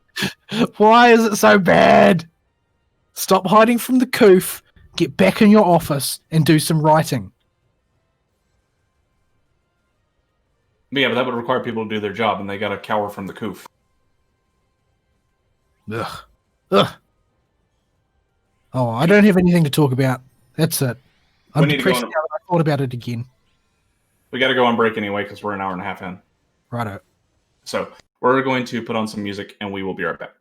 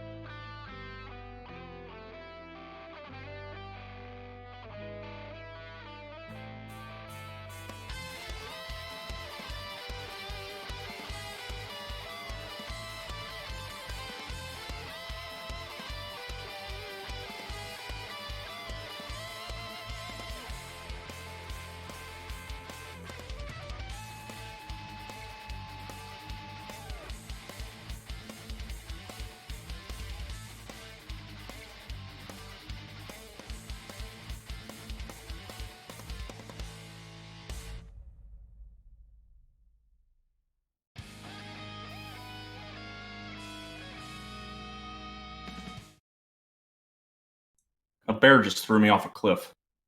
Well, that's interesting. It's karmic because I spent a lot of my time in Skyrim throwing bears off cliffs. That is also true. Also trolls. Also horses. Also yourself. Also yourself. With your horse. No, I did particularly pick on bears. Like I would stand on a hillside, paralyzing bears and just punting them off the mountain, just to see them tumble down completely paralyzed. Oh, and Admittedly, it never got old. The broken creation engine ragdoll physics are some of the best make your own comedy you can get. Yeah. So, just as we went on break, and halfway through that group quest I was doing, PSO2 decided it was just going to explode. As it does. Are you going to accept this quest, or are we just going to stand here in the lobby? We're going to stand here. Oh, okay. Hang on. Confirm. Yes. There we go. So let's try this again. Now I've got Vol with me. So things are going to go Just as bad as before. probably No, just as bad. I've turned it down to very hard because Ari and I tried this on super hard last week. Ooh. It doesn't go well. Trust me. Yeah. Is that the one where we just got bodied over and over again? That we Yeah. ran out of moon analyzers? Yeah, it wasn't great. The one It we was- just did we clear it? I'm talking about I'm talking about the one with the whatchamacallit, the defense tower defense one, the wave defense one. Oh, the one where we got bodied. Yeah, we got completely wrecked. We weren't able to even put up a fight. Just got overrun instantly. Yeah. Well, I think we lasted like 2 waves. Yeah, sounds about You know, right. it's just that's the case with a lot of those base defense ones. Is that unlike the boss ones, you can't be carried because you just can't be everywhere at once. Yeah, if there's a whole mob of dudes over there and you're the only one in the area, you need to be able to deal with it yourself. And if you're too low level or not geared right or not spec'd right or whatever, you're not going to be able to do it on your own. You're going to die, son. Well, you probably won't die. Well, you'll get dang close. But if you don't die instantly, but you just can't kill these things fast enough before they eat the tower. Yeah. Yeah, you can't use moon atomizers on towers. So All right, so we'll keep on trucking along in our random tangent-filled nonsense fest. Ari, your week, sir, please. Was Fall done? It was in Yep. the middle of anime. Okay. yeah, otherwise it's just going to devolve into a discussion about how monster girls appear to be built entirely out of erogenous zones. Why? Yeah. Yeah. But they are. Like, it doesn't matter where they get prodded; they squeak. Even if you were to prod, like the main character will prod like a mermaid in the gills, and she'll make an aroused squeak. That sounds But like that something seems you like should Gurgle. no. It sounds like that sounds like if you were getting poked in the eyeball or something. Yeah, You that would should presume hurt. that gill membranes would be super sensitive. Yeah, It's like somebody sticking no. their fingers up your nostril or something, and you can't breathe. yeah. That should not be erotic. That should be painful. Anytime you bring up the Monster Girl stuff, the only thing I can think of is that scene from No Game No Life where Sora is wanking off Jabril's wings. Wait, what now? Yeah. Oh, there's a part where Sora strikes a deal with Jibril to basically fluff her feathers, Oh, those numbers. and it's not a euphemism for anything. That's literally what he does. Except that it turns out that the wingtips are like an erogenous zone for a race that shouldn't have them because they don't breed. See how elegantly I've managed to completely sidetrack the conversation again? Completely, yes. Please stop. So yeah, Kias aside, let's move to I guess what I've been doing. And my week honestly is not very diverse in what I've done. It's been very uniform. Then the PC police are going to come after you for not being diverse enough. Well, they can try, but as we found out, the PC police are not very good at their job because when they throw a soy latte at somebody who doesn't give a crap, they punch them in the face. And then they try and call the cops and realize their buddy had a body cam. Yeah, it sounds about right. So they can't call the cops because they'd be the ones charged with assault because they instigated. Gotta defund the police. Fern, are you also having the problem of not being able to get to a fight before it's over? Yes. Yes, I am. So yeah, I played this week. I wrapped up the FGO stuff I was doing. I got Scotty to 10-10-10. That was hell. Enough to And- burn you out all over again. Yeah, well. See, this is why I don't play games the way you do. Because I actually like them, and I want to keep playing them. I can't stop myself. If there's something that I set as an objective to be completed, it must be finished. So it's a psychological thing with me. It cannot not be done. It must be finished. I love those double negatives. So I played and finished up most of the stuff I was doing in that, and then I went and am almost done with Ghost of Tsushima. Neat. During the show, I've been wrapping up the last of the 3 islands and the run around the world and do stuff bits, because this is still a PS4 era 3D open world game, so it plays like all of those, and that means there's miscellaneous objectives scattered all over the map for you to go either collect stuff, do stuff, or side quests, etc. Annoying bit. But it's not like Assassin's Creed level, though, is it? No, it's mostly substantive, or at least interesting.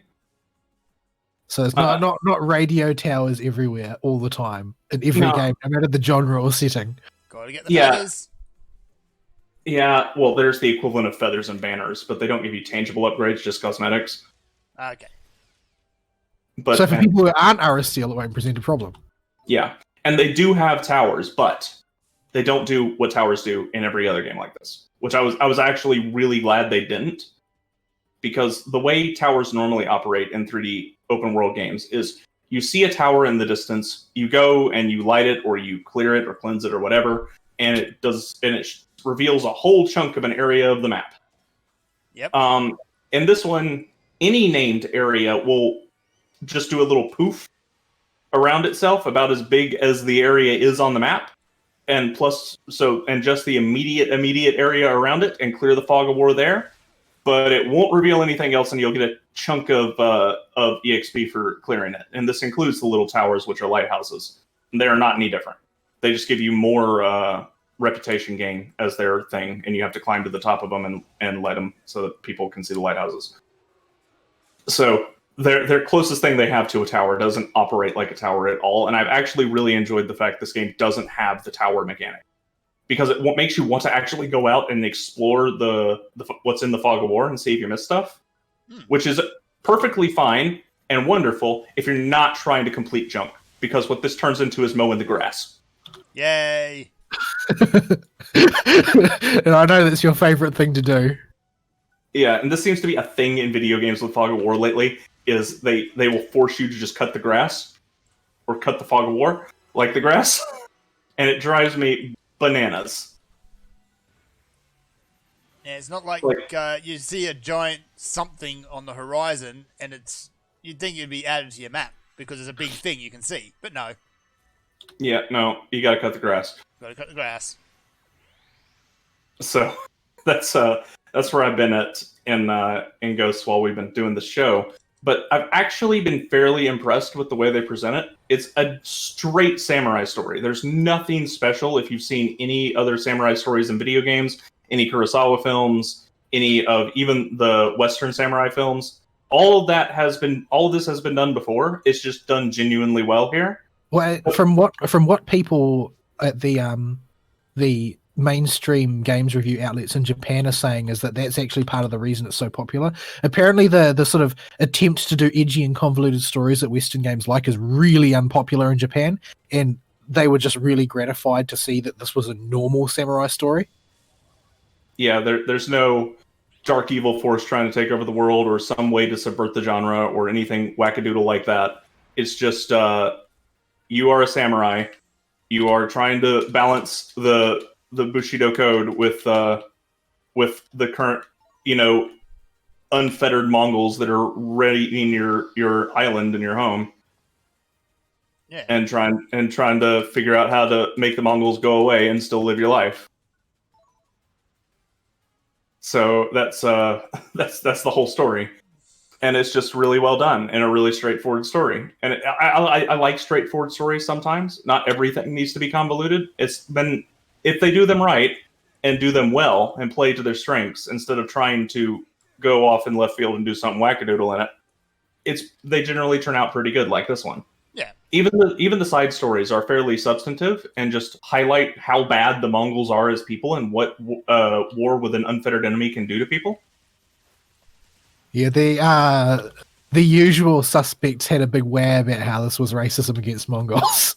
Of course they did. Yeah, no, the Mongols historically have been some of the cruelest people in the world, especially to people that didn't submit to them. And they go overboard with that in this game. And when you have a culture of people raised by samurai, they're not going to submit very much. A few of the Buddhist monks do, and even they're only playing at it to save the people and wait for a samurai to come save the day. Yeah, it's kind of a thing that is happening at the time. Yeah, so this is how the Mongols behaved. Yeah, they were assholes, universally. Mm-hmm. And they do a real good job with the main character because he is effectively the last samurai on the island at the start of the story. The story opens with this big battle where they try to honor the Bushido Code and charge straight into the enemies at Kamoshida Island or whatever it's called, or the beach, and they just get absolutely wrecked. Yeah, the Mongols weren't fighting to a code; they were fighting to win by any means necessary. Yeah, and eventually they start rallying a few more remaining samurai forces. They get a whole bunch from the mainland to come over, and you find one of the leaders of the samurai on the beach, and they try this again because it worked so well last time. And what your samurai has figured out is you can't play by the rules for people that aren't playing the game. Yeah, like these people don't give a crap about decorum or war conventions. They're just going to come and slaughter everybody if we don't do something. And so after the second time after this turns out to be a disaster for everybody, the main character's just like, screw it, I'm the urban legend, the ghost, the samurai who is okay with uncouth methods and has completely abandoned honor but still in defense of the people. It would be regular couth. So he's Samurai Batman. Basically. The titular, he is the titular Ghost of Tsushima that becomes his moniker as the story goes on. So does he become on. like an urban legend amongst the invading Mongols or something? Yeah, they start to really fear him because he does things like poison their drinking water and stuff, and will adopt shinobi style tactics of hiding on the rooftops and in tall grass and picking off individuals before he engages them. Which is interesting because, as far as I'm aware, those tactics were invented to fight against samurai when you weren't one, when you were a peasant. Well, they're taught to you by a thief, not a ninja, because ninjas didn't exist yet.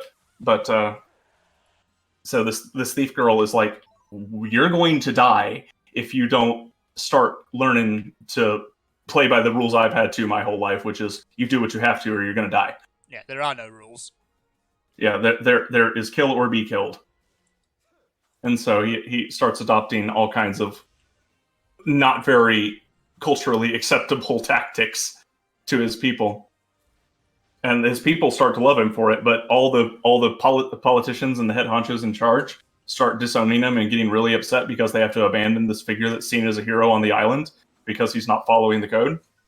And that's where most of the story's conflict comes from, and it's played through that. So, like, they're not even supposed to use the Mongols' own weapons of war against them. Like, if they find a siege weapon on a hilltop, they're not allowed to do anything with it. They're just supposed to destroy it and dismantle it, even if it's pointed right at the current enemy forces. And Jin's just like, nah, I'm just going to take it. Yeah, I mean, let's just use this here.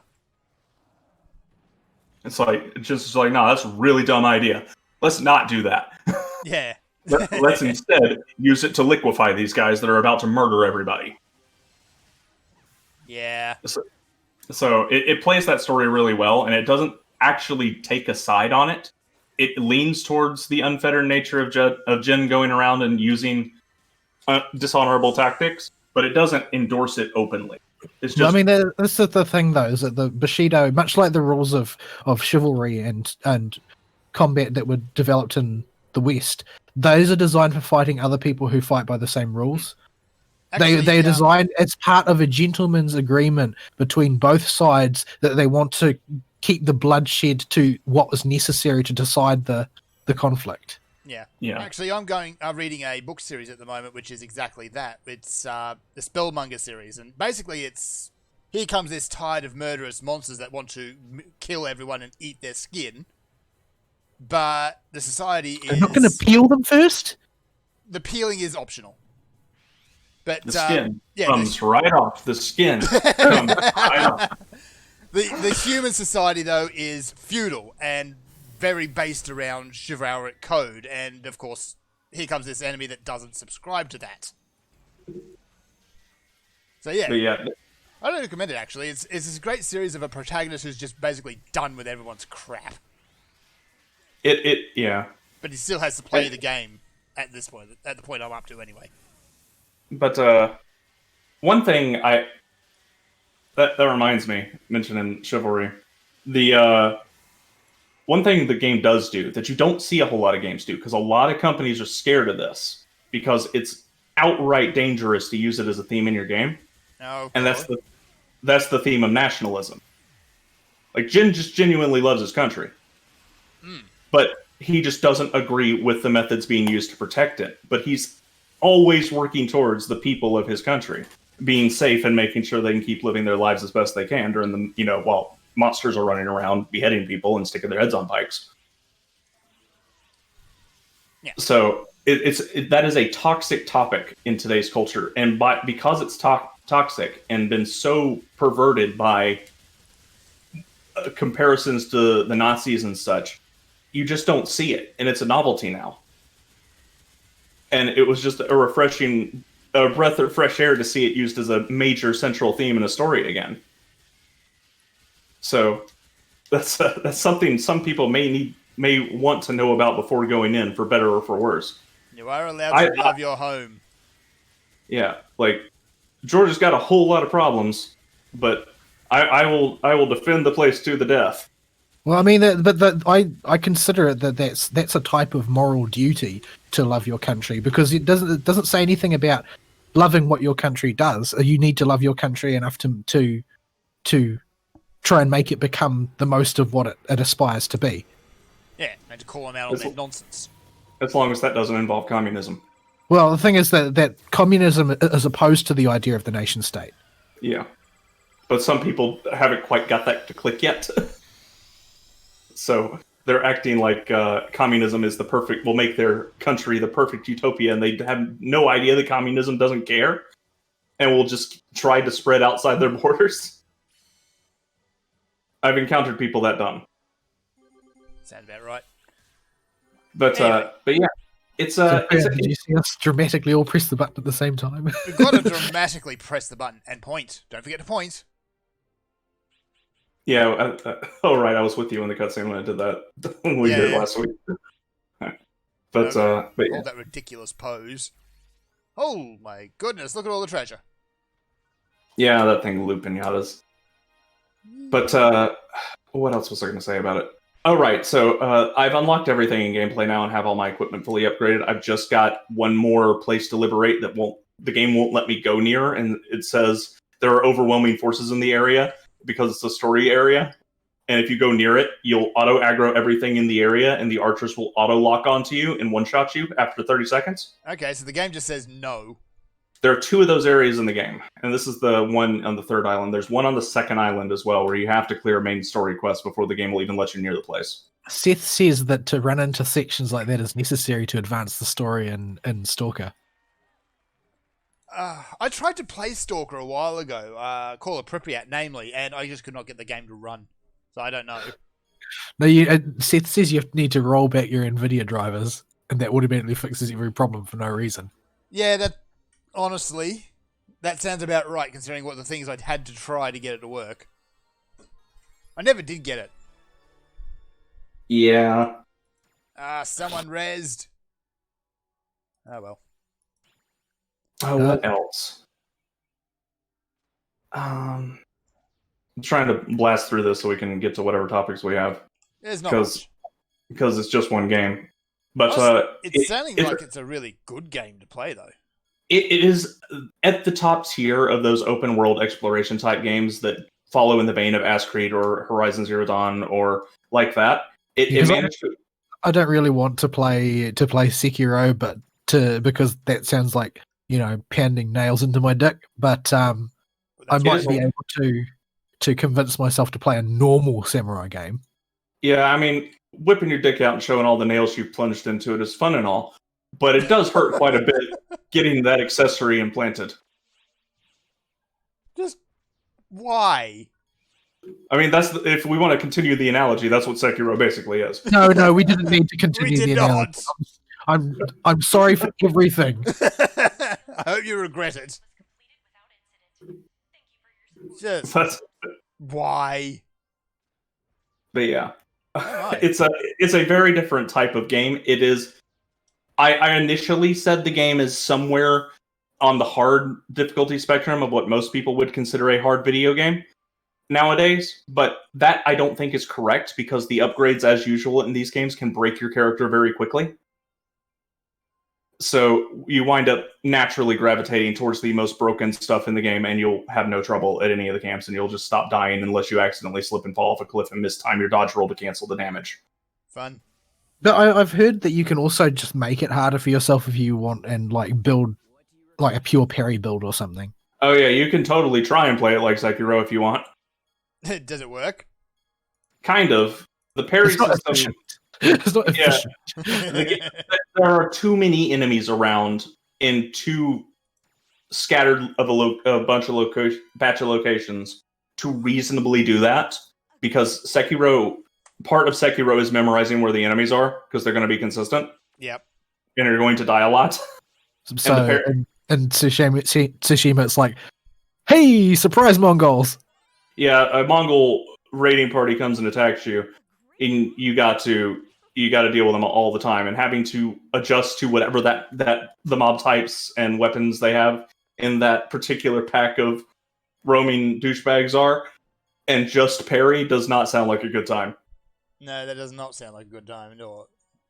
So the combat system, now that I've got a better feel for it, it makes more sense now, and I think the game does make one big mistake. It does not give you the base version of every stance you can get very quickly at all.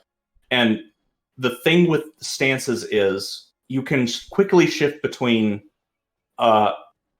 like they're called stone, water, wind, and moon, but what they translate to is beats swords, beats shields, beats spears, and beats fatties.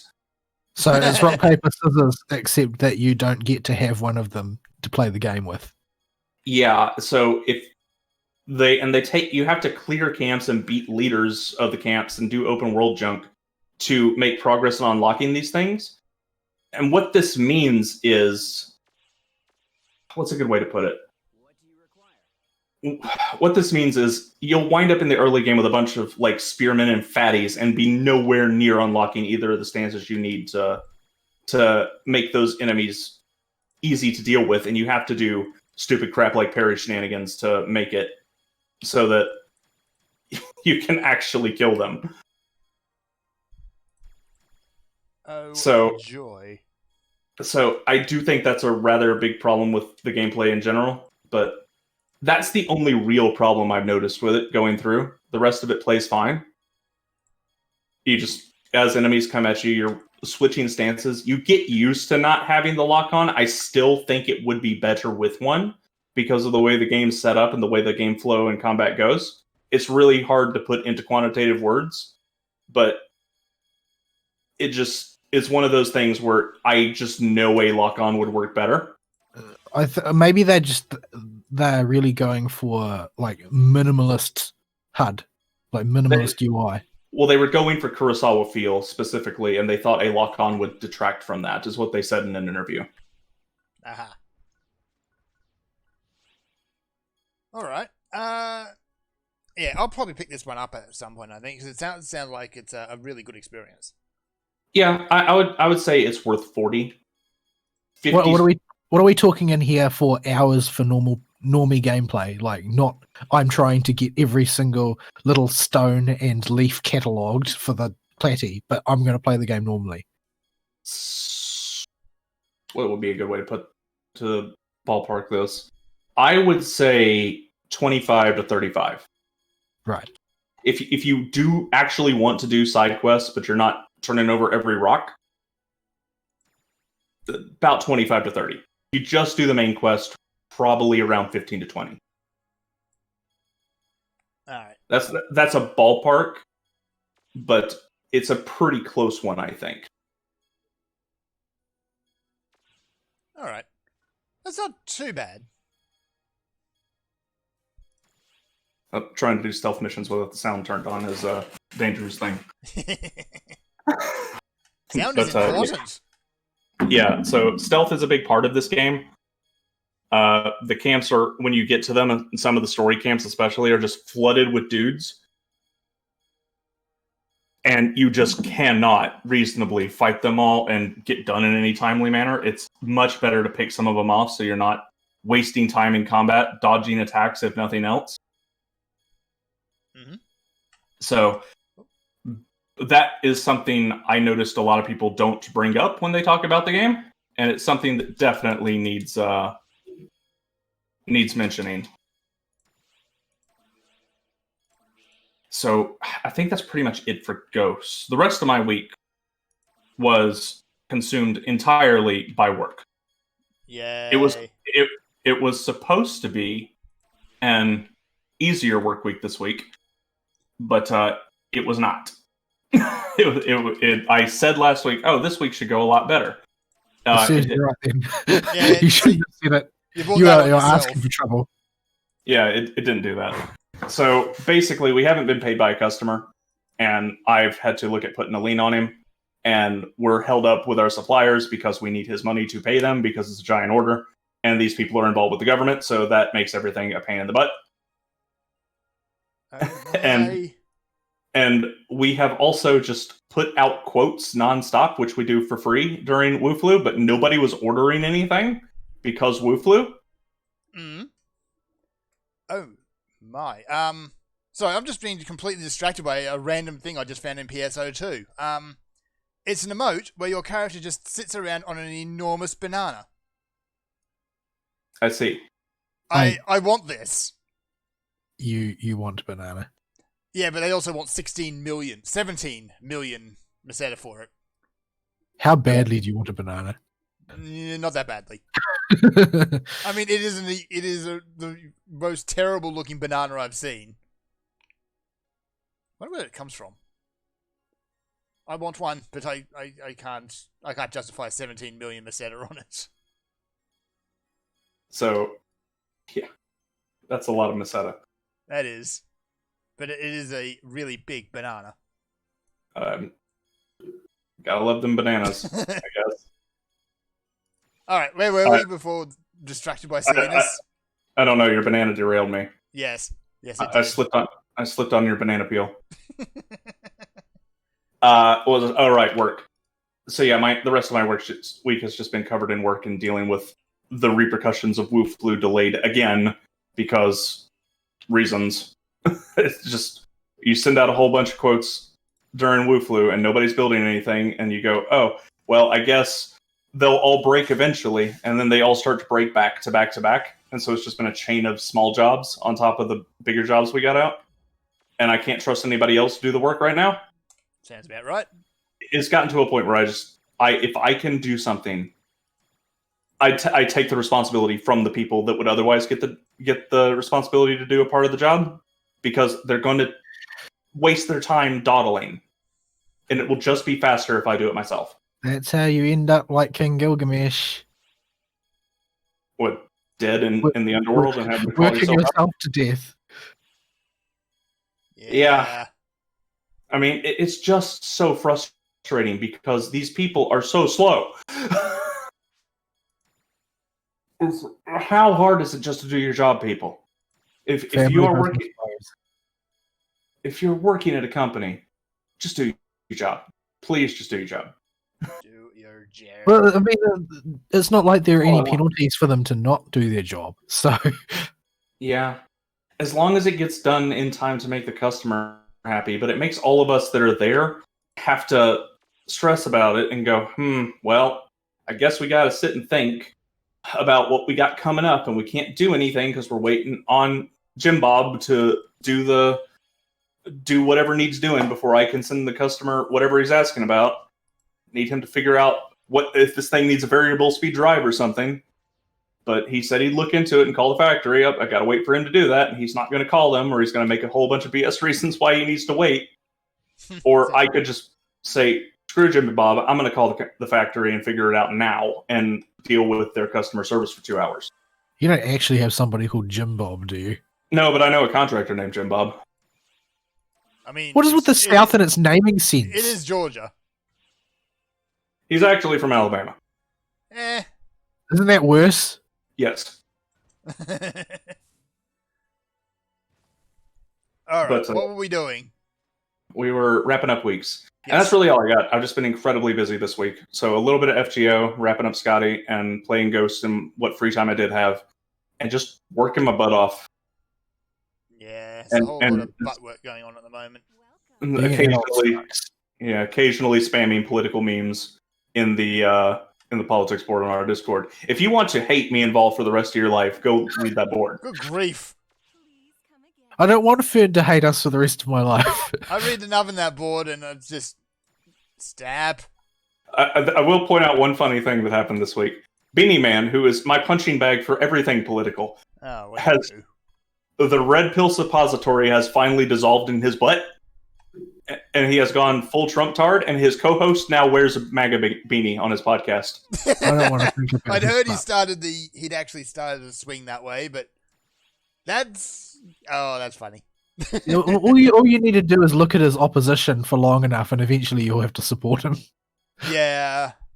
It's not about Trump's fine qualities, because most of his qualities are not fine by any definition of fine. But He's the most fine. He's got the finest qualities, the biggest, the very Tremendously bigly fine. qualities. tremendously fine. But he's running against a corpse. I mean, I know most Democrat voters are also dead, so he does have a base to pander to. Well, But, it's not based so much as people he is similar to. I guess that's true. But I hear that I hear that people's pets and even their dead pets are now also voting Democrat. Oh yeah, there was a cat in Atlanta that had been dead for 10 years and famously got a mail-in ballot this first little bit, a little bit ago. Good gravy. I But think yeah. we're going to see some incredibly hilarious electoral fraud this coming election in the United States. They won't be able to help themselves because all the chips are in on it. They're and too we can- scared. They don't know what lies after another Trump victory any more than anybody else does, and they can't stand not being in control. Yeah, it's exemplified in a post I made in the politics board where we have Gavin Newsom in all caps. This is not okay. In response to the U.S. Postal Service may close due to WooFlu because they're overplaying their WooFlu card, and they're just really overhyping this thing. So the U.S. Postal Service said we might close during the election season, and Gavin Newsom, all caps, this is not okay with a period after each word. And like, I reposted on the Donald in my response to it, and got everybody thought this was the correct response because it was echoed like 30 times. This is their end game. Didn't you get that They need- big front page post for posting that video about the guy reeing about rats? No, that was on the farms. Oh, right. All right, how about we wander back in the general direction of the topic before Fern strangles us? Please do. Video games. Let's talk video games. Well, we can use this as a tangent into something relevant to video games that happened this week and is the big news this week. Okay. So we can repurpose our tangent here. So Patreon is in trouble. They done goofed. Deep Ooh, trouble. Didn't they just? And it's due to their own terms of service, so it's entirely karmic. Oh, yeah. It's So- entirely self-inflicted. So my understanding of their terms of service and the California law is you cannot sue them directly because of the new TOS they enacted like right after Owen Benjamin was banned. And then they instead say you have to take them to arbitration, which usually means you can request whatever money you personally had that got tied up or interfered with while you were subscribed to somebody else. And you can say- If everybody was engaging in good faith, shortcutting to arbitration would be a more efficient way of handling such things. Of course, in reality, nobody ever deals in good faith, especially when there's money involved. Yeah. So now a judge had already ruled in the past that arbitration is fine, and they had won arbitration cases. So this was accepted as okay, you can do this. Well, they banned. I don't know the guy. I don't follow him, but they banned a guy called Owen Benjamin, and he told his followers, "You know, why don't you just go try and sue them for tortious interference?" And so, or I don't know if he told them what to do, but that's what they did, and they all got redirected to arbitration. But Patreon has to pay all the legal fees because in arbitration you can't recoup costs for legal fees in a countersuit afterwards. So Patreon has to pay all the legal fees the whole way through for 74 cases. Well, it's not just that, but that the initial arbitration cost, like they are bearing most of it in accordance with the conditions of arbitration. It was the way it's divided up 25-75 between the person bringing the arbitration claim and Patreon themselves. So as soon it's not about the legal costs of the actual arbitration, because that could go in their favor. Oh dear. But what is it, Fern? Sorry, I'm just going to get that off my screen. I decided I was going to throw a scratch card in to try and get the banana boat. I got a swimsuit that shows way too much skin. And now we're going to be censored. Great. Yep. At any rate, the issue here is not necessarily about recouping costs throughout the course of arbitration. It's because it has been decided that in order to bring the arbitration claim, the claimant has to bring basically $250 to the table, and I think it's 250, and I think it costs like $1,000 or $2,000, but the 75% of the cost is borne by the by Patreon themselves. So all it takes is 100 people all coughing up $250 or whatever to bring this claim. They have to suddenly bring all of the additional money to the arbitrator, or they could end up in default with the arbitrator, at which point they're in deep trouble. So basically, you pay them $250, and it bills them the remaining 75%, presumably $750. I think that's how much it is. I can't remember offhand. I heard about it a while back, but they have to pay the rest of the cost immediately, more or less. So all you need is enough people bringing arbitration claims, and it doesn't matter whether they win or not.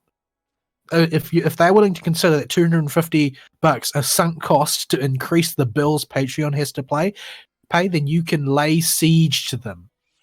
Yeah, and a judge just ruled this is A-OK. Because it was set by their own TOS. Yep, and specifically, it is for Scherzy's A-OK with anyone that canceled their account before the Owen Benjamin fiasco. So what this means is there have been a lot of people that canceled their account because they were mad at Patreon for what's a good way to put this? They were mad at Patreon for banning people that didn't do stuff on platform. They were banning them for stuff. I'm brain farting on this, and it's not clicking. Okay, so we'll use Sargon as an example. He dropped an N-bomb on a podcast a year ago before he was banned, making fun of a neo-Nazi group by using language they would use. And they deemed this hate speech and banned him. So his fans, for example, got up in arms and just quit Patreon, deleted their accounts. Mm-hmm. All those people can file a claim because the TOS they accepted said you can take it to arbitration if there's a conflict like this. And the statute before they can't do that is something like 5 years. So they got forever to do it.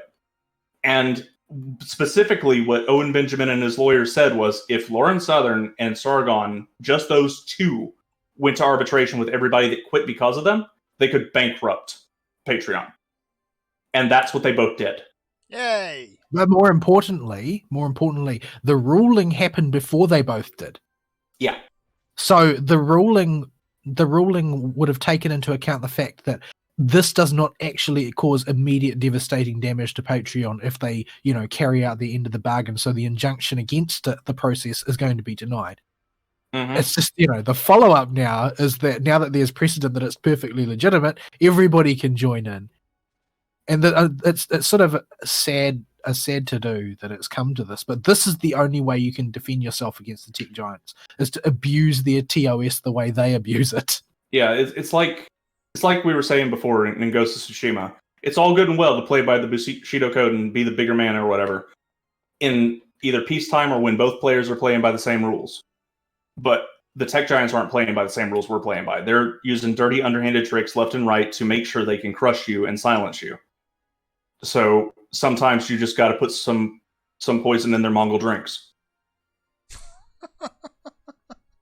This analogy's getting a bit tortured, I think. It is. Queue up something. You're the leader, by the way. Right, let's find something to do. Have you done your dailies? I've done the dailies.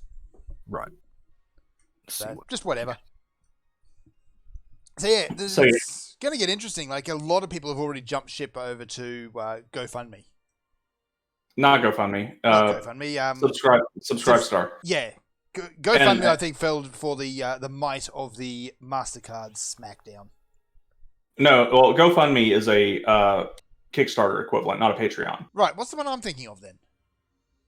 Pay to something. That got right. New Project 2 is a Kickstarter equivalent as well. Although I think that they actually do the same. I think that you can use it for either. It's just sort of a funding aggregator. But I don't remember. It doesn't exist anymore, so I can't check. It's gone. It's dead. Yeah. And this will be the next battle after if we win the fight against the tech giants, the next fight is against the credit card company. Yeah, and there are a lot more people, I think, who are willing to automatically hate their credit card company. I mean, by default, you should. Yeah, it's just good practice, generally speaking, to hate your credit card company. Yes. Just assume they're out to get you. Because they are. Because they are.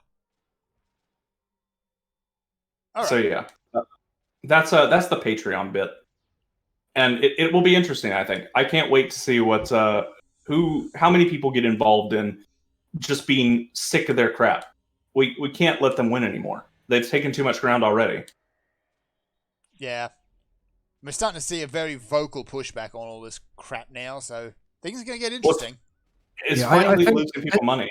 I think it really has heartened people to see that, it's starting to get noticed at the political level, like because the politicians have realized that there are votes to be gained out of this. Mm-hmm. They're now starting to, stand up and say, oh, well, actually, we call the shots in this country.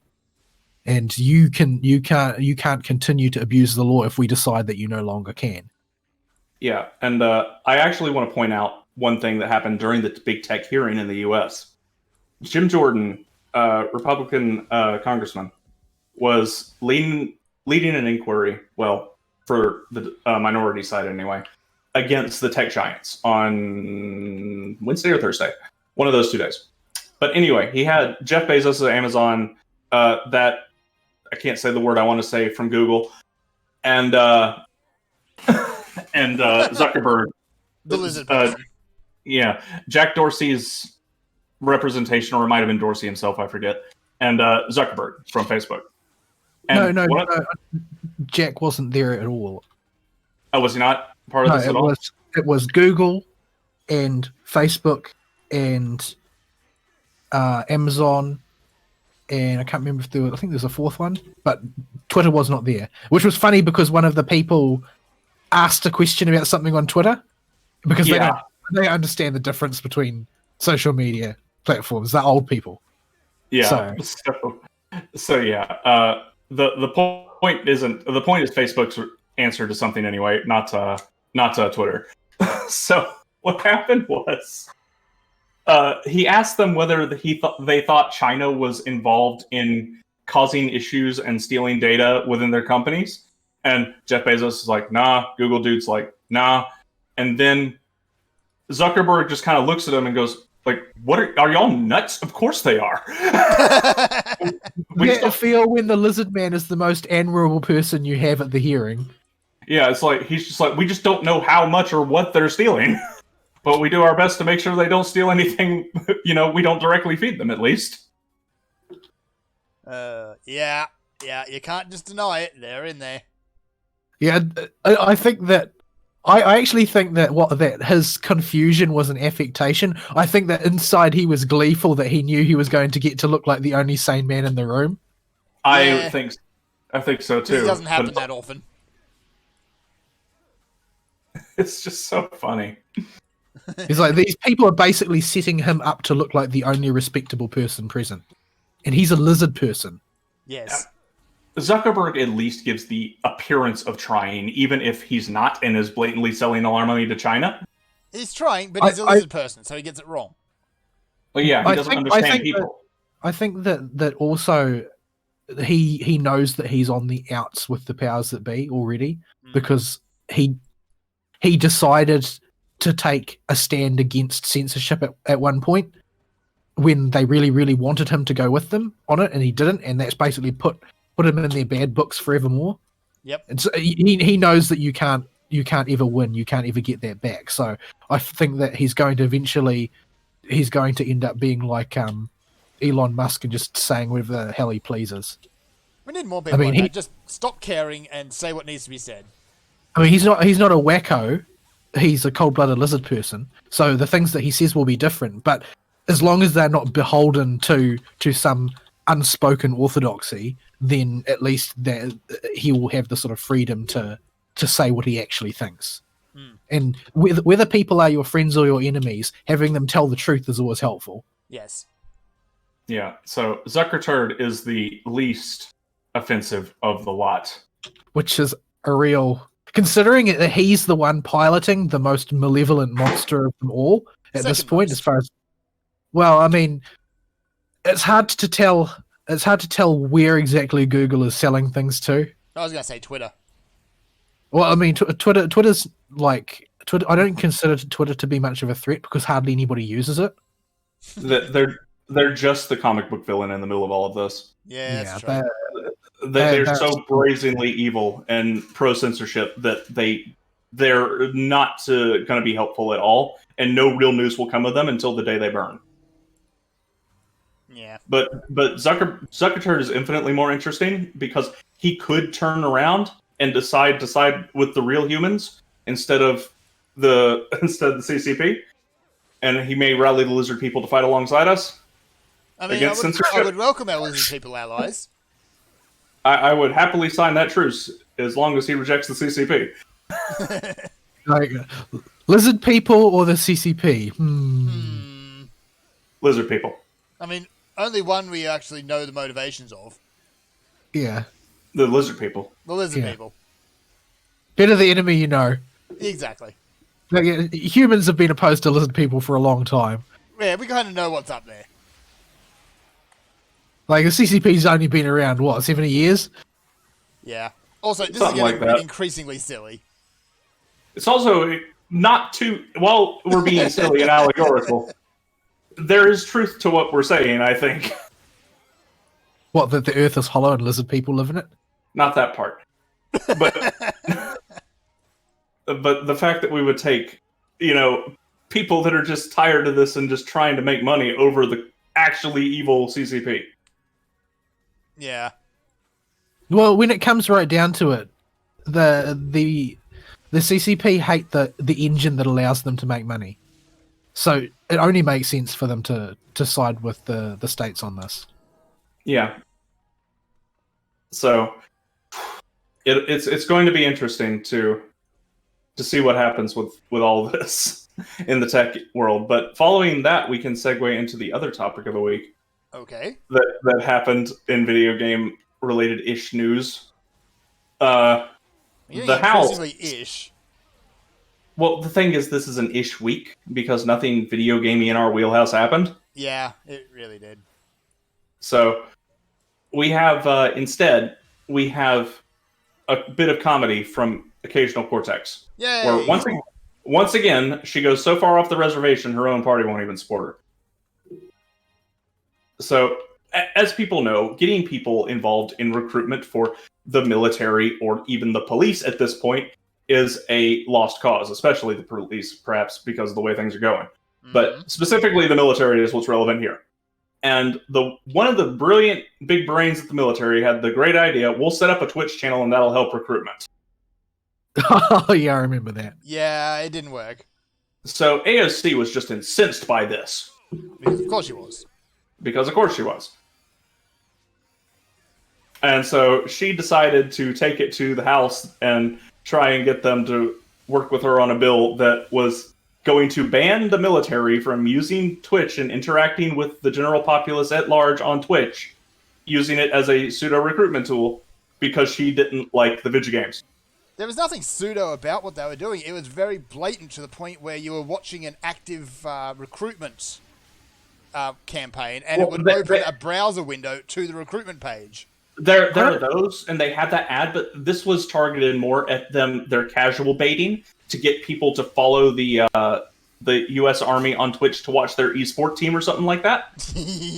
That's just hilarious. But I think they got to do something in their downtime. I mean, but I still get since they tickled all about the trained idea of together. the U.S. Army esports team. So that is that's something that happened. And I don't actually have any problem with them recruiting on Twitch. I don't see. I don't either. Why I don't. shouldn't they? They can recruit wherever they want. I As mean, long as- to be totally honest, like I saw a thread the other day on Reddit, and apparently there are a non-zero number of people who joined the Navy because of boat waifus. I could believe that. It's I- sad, but I could believe it. But as long as they're not being sneaky about it, and they're just saying, "Hey, this is a recruitment thing. Come watch us. Come watch us do." I don't see how you internet can stuff." sneak about asking somebody to join the army. Propaganda, I guess. Like, That's about what it. does that? What is it? Well, propaganda is rightly described as lying. Yes. Like it only becomes propaganda if there's an element of untruth to it. There's not really if they found a way to get you to sign a document which said like, oh well, this is signing you up as a supporter of our esports team, and it was actually enlisting you in the army, well then you've got a problem. But I don't think anybody's brazen enough to do that. No. So that's all But it yeah. was. It was just the army saying, "Hey, let's just do some sports and maybe think about joining the army, perhaps." The thing is, we live in a different age now. Like putting up a poster which says your country needs you with Uncle Sam on it is not actually going to accomplish the same thing today that it might have during World War II. Yeah, it won't. Yeah, you need to build a rapport with people, and I honestly think it's kind of a good idea. China It's is not- threatening our supply of soy lattes. That'll It's get not people on that. board. Well, it's Well, not you've that- got a lot of aimless young men with nothing better to do than to play video games. They Yeah, don't. like- A lot of them might not have jobs. They don't have really anything to aim for. Mhm. They've never really thought about what they're going to do for a career. That's a useful wellspring for recruiting. That's If you Yeah. give what, people some discipline and purpose. that's what If it- Australia was actually pushing for a while. Was because all right, join the army for a tour, and hey, we'll get you educated into a field. You know, that Well, was yeah, before well- they had some marketing idiot went there and got woke. Yeah, the Navy here does that. Like that's one of the primary ways you acquire a degree in several of the different fields of engineering is to get it from the Navy. Yeah. I tell you, you come join us. We'll give you an education. You get to see some cool places. You meet some cool people. Maybe shoot them, and then after that you're set for life. Come and have an adventure. Yeah, some people just need shooting, and they need somebody to do the shooting. I mean, it's kind of what the army's there for. Is to do the Yeah. shit. We're starting to sound like a recruitment podcast, but the point we're trying to make is that there's nothing intrinsically wrong with it, and frankly, recruitment just needs to move with the times, and this is one way of doing it. Here you go. Yeah. Join the army, and they will wipe out your college debt. bonus points for hitting the demographic that probably needs the army more than they want it. Whoopsie. Stop being dead. Hang on. I can't stop being dead. There we go. So yeah, that's the shenaniganery of the U.S. government's involvement in our wheelhouse at the moment. Hell, I'd probably get fit and do a tour of duty if they were going to wipe out my debt. I know, right? I don't think they do it retroactively, though. No. No, But if they want to offer, I mean, I could be considered to do some officer role. I don't think I'd actually qualify to be on the field because I'm technically colorblind.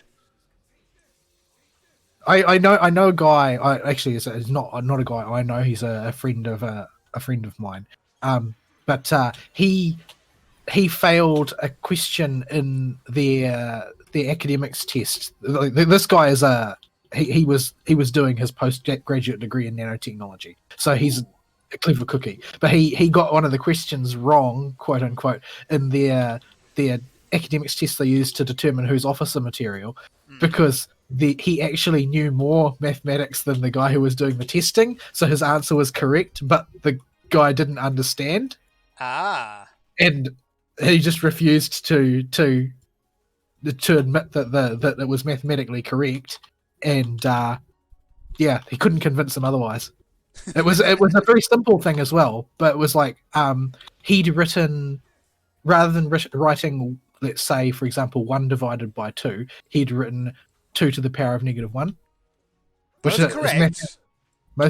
Mathematically equivalent, but the recruiting assessor guy obviously didn't know that you could use index notation for that. So, yeah. Yeah, you got to watch that sometimes. Like, I actually had that problem through school, through all my IT classes. Is I'd give the correct answer, but the teacher just read it out of a book, which was usually out of date. I almost got a bunch of questions wrong like that one time when we were first or second grade, and we were doing division for the first time. It was like dividing by 0. I wrote infinity and drew the infinity sign because I knew about it ahead of time. It's not correct though. No, but the teacher gave me points for it anyway because it was kids that were grading each other's papers because the teacher was too lazy to grade them herself. That's always Georgia education system. Nah, my memorable one was, how do you copy and paste? I just put Control-C, Control-V. No, that is incorrect. You have to right-click and go through the menu and... Yeah, this was a problem when I had to retake Computing 101 or not 102, whatever it was, when I transferred community colleges halfway through. Yeah, I ended up just taking the teacher aside and said, look, here's how you do it, here's how I do it. They both work. You should see the opossum's face when I use Control-C and Control-V on his computer. It's like you're a wizard. It is seriously like wizardry. Yeah, it's always fun being around computer illiterate people. Well, so it's a pain in the neck.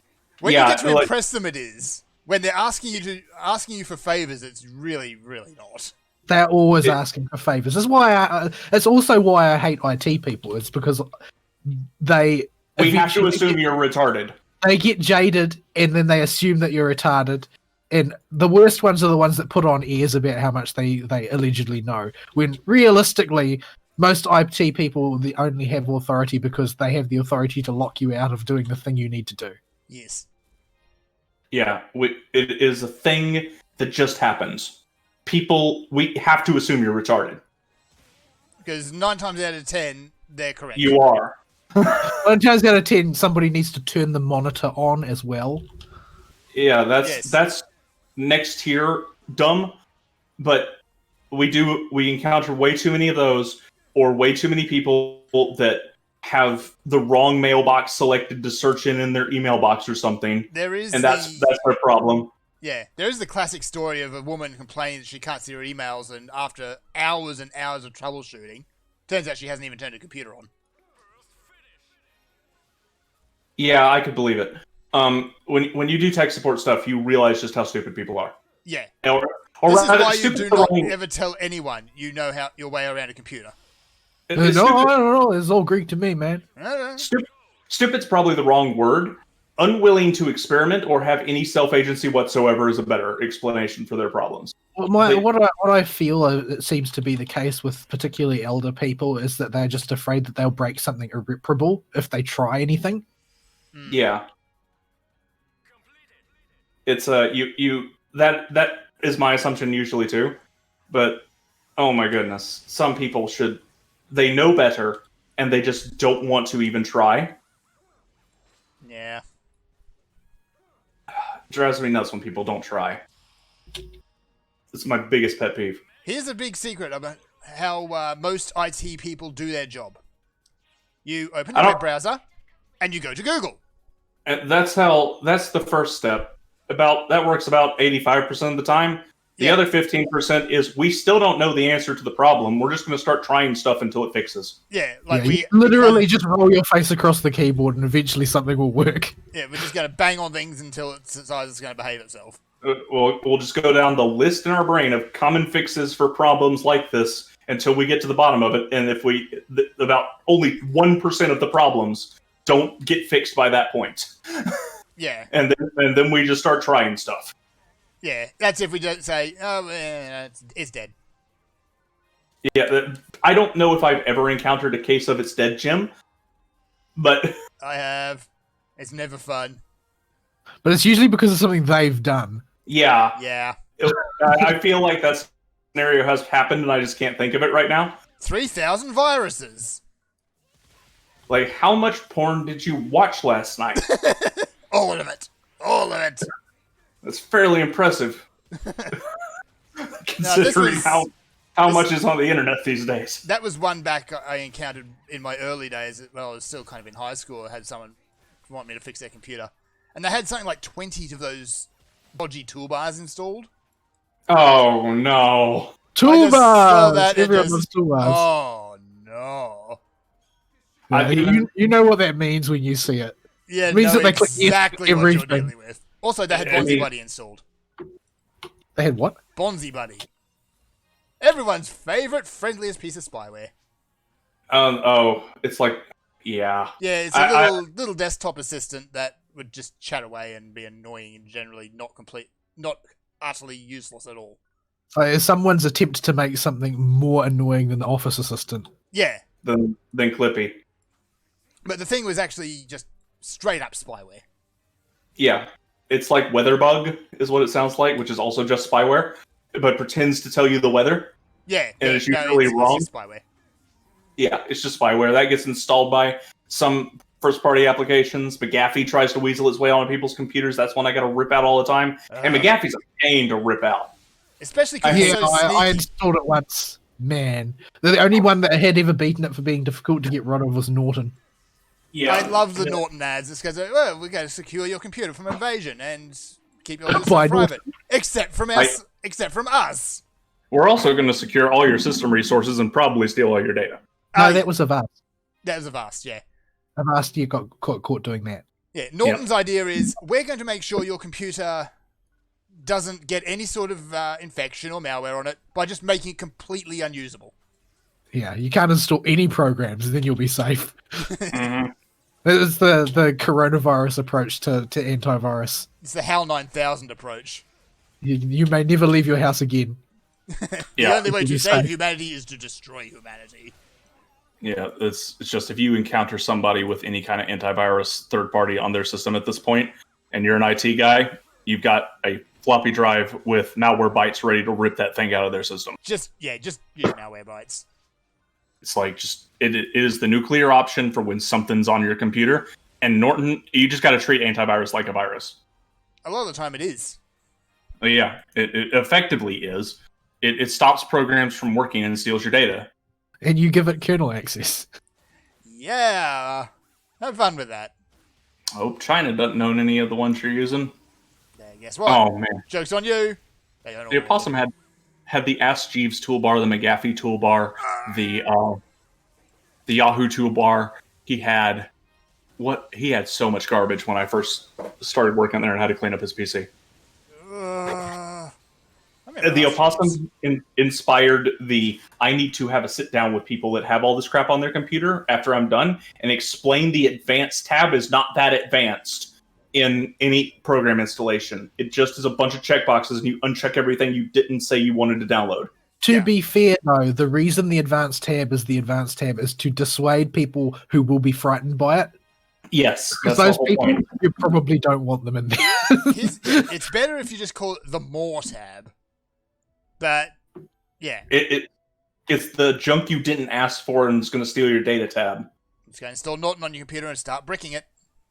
Yeah, Flash, I don't want to install McAfee no matter how many times I'd have to update Adobe crap. Ugh, every time. Yeah. And we have to use PDFs at work Oh, good luck with that. regularly. So we have to update Adobe all the dang time. And the amount of times I get called over because McAfee's doing something stupid because somebody didn't uncheck the box. That used to eat so much of my time. Mhm. All right, yeah, they package everything like that, don't Yeah, they? and it's just one little checkbox you got to untick, otherwise, I remember enjoy. there was also one. I think it was whenever you updated Flash, I think did that Yeah, as well. yeah. Or Flash Java or and Java. Yeah. And they always try and give you some toolbars and stuff because that's what everybody really wants, right? Yeah, More thankfully the toolbars. toolbars aren't nearly as prevalent as they were before, but they're still there. Well, that's because somebody has to be paid to keep them updated to work with each new edition of a browser. I'm not sure why they didn't work in the first place. Well, they need to be able to install. That's the thing. Yeah, that's all they need to do. But So they need to weasel it into an installer. so they need to have somebody on staff to keep that thing updated to each new version of a browser that comes out. Yep. And as such, there is actually a cost to maintaining them. And I seriously doubt that the amount of money that you can mine out of toolbars is as high as it once was. Now that fewer people are willing to install them. Yeah, most people know what they're all about now. Yeah. Man. How did we get on this tangent? I don't know. So yeah, U.S. government's being silly. Well, yeah, it's being silly. UK and, is being her usual nonsensical self. A retard, yes. She'd be watching some Sarkeesian. And yeah, that's all I've dug up that y'all might not have found. There's a bunch of Nintendo stuff apparently that out, but it's just like leaks about old games. Yeah. There was this. We can do this bit of follow-up. Okay. 343 Industries, quote, "We have work to do regarding Halo Infinite graphics. In many don't ways." say. Nick Cage meme insert. Yeah, where's the full quote? Okay. Here it is. "In many ways, we are in agreement here. We do have work to do to address some of these areas and raise the level of fidelity and overall presentation for the final game. The build used to run the campaign demo was a work in progress from several weeks ago with a variety of graphical enhancements and game systems still being finished and polished. But you never said that at the time. While some of the feedback was expected and speaks to areas already in progress, other aspects of the feedback have brought new opportunities and considerations to light. The team is taking very seriously and working to assess. We don't have firm answers. Potato. Yeah, we don't have firm answers or outcomes to share yet, but the team is working as quickly as possible on plans to address some of the feedback around detail, clarity, and overall fidelity. The team is committed to and focused on making sure we have a beautiful world for players to explore when we launch." What this means in English is, oh crap, they noticed, fix it. Of course they notice. Gamers notice these things. It is arguably all they care about. Yeah, to a ridiculous degree, gamers notice these things. I remember this guy. He's kind of a jerk. So, yeah. Oh my goodness. How are you so dumb? Bungie, or former Bungie 343. Former Bungie, yeah. Remnants of Bungie's B team. Yeah, Bungie's A-team's still running Destiny and doing reasonably well. Well, the remnants of their A team and then diversity hires are running Destiny. Yeah, all the all-stars at Bungie that made the first Halo game the hit it was, and made the Marathon series and stuff, they're all gone. They've all moved on to greener pastures. Yeah. The original team, it's like Blizzard. The original team that made Diablo 2 and the original World of Warcraft, they ain't there anymore. Him's gone. I Oh, got pinned you're dead. against the wall. Stop it. I was stuck against the wall. I couldn't go anywhere. Yep. Yeah, climb this guy and bonk him on the head with my dog.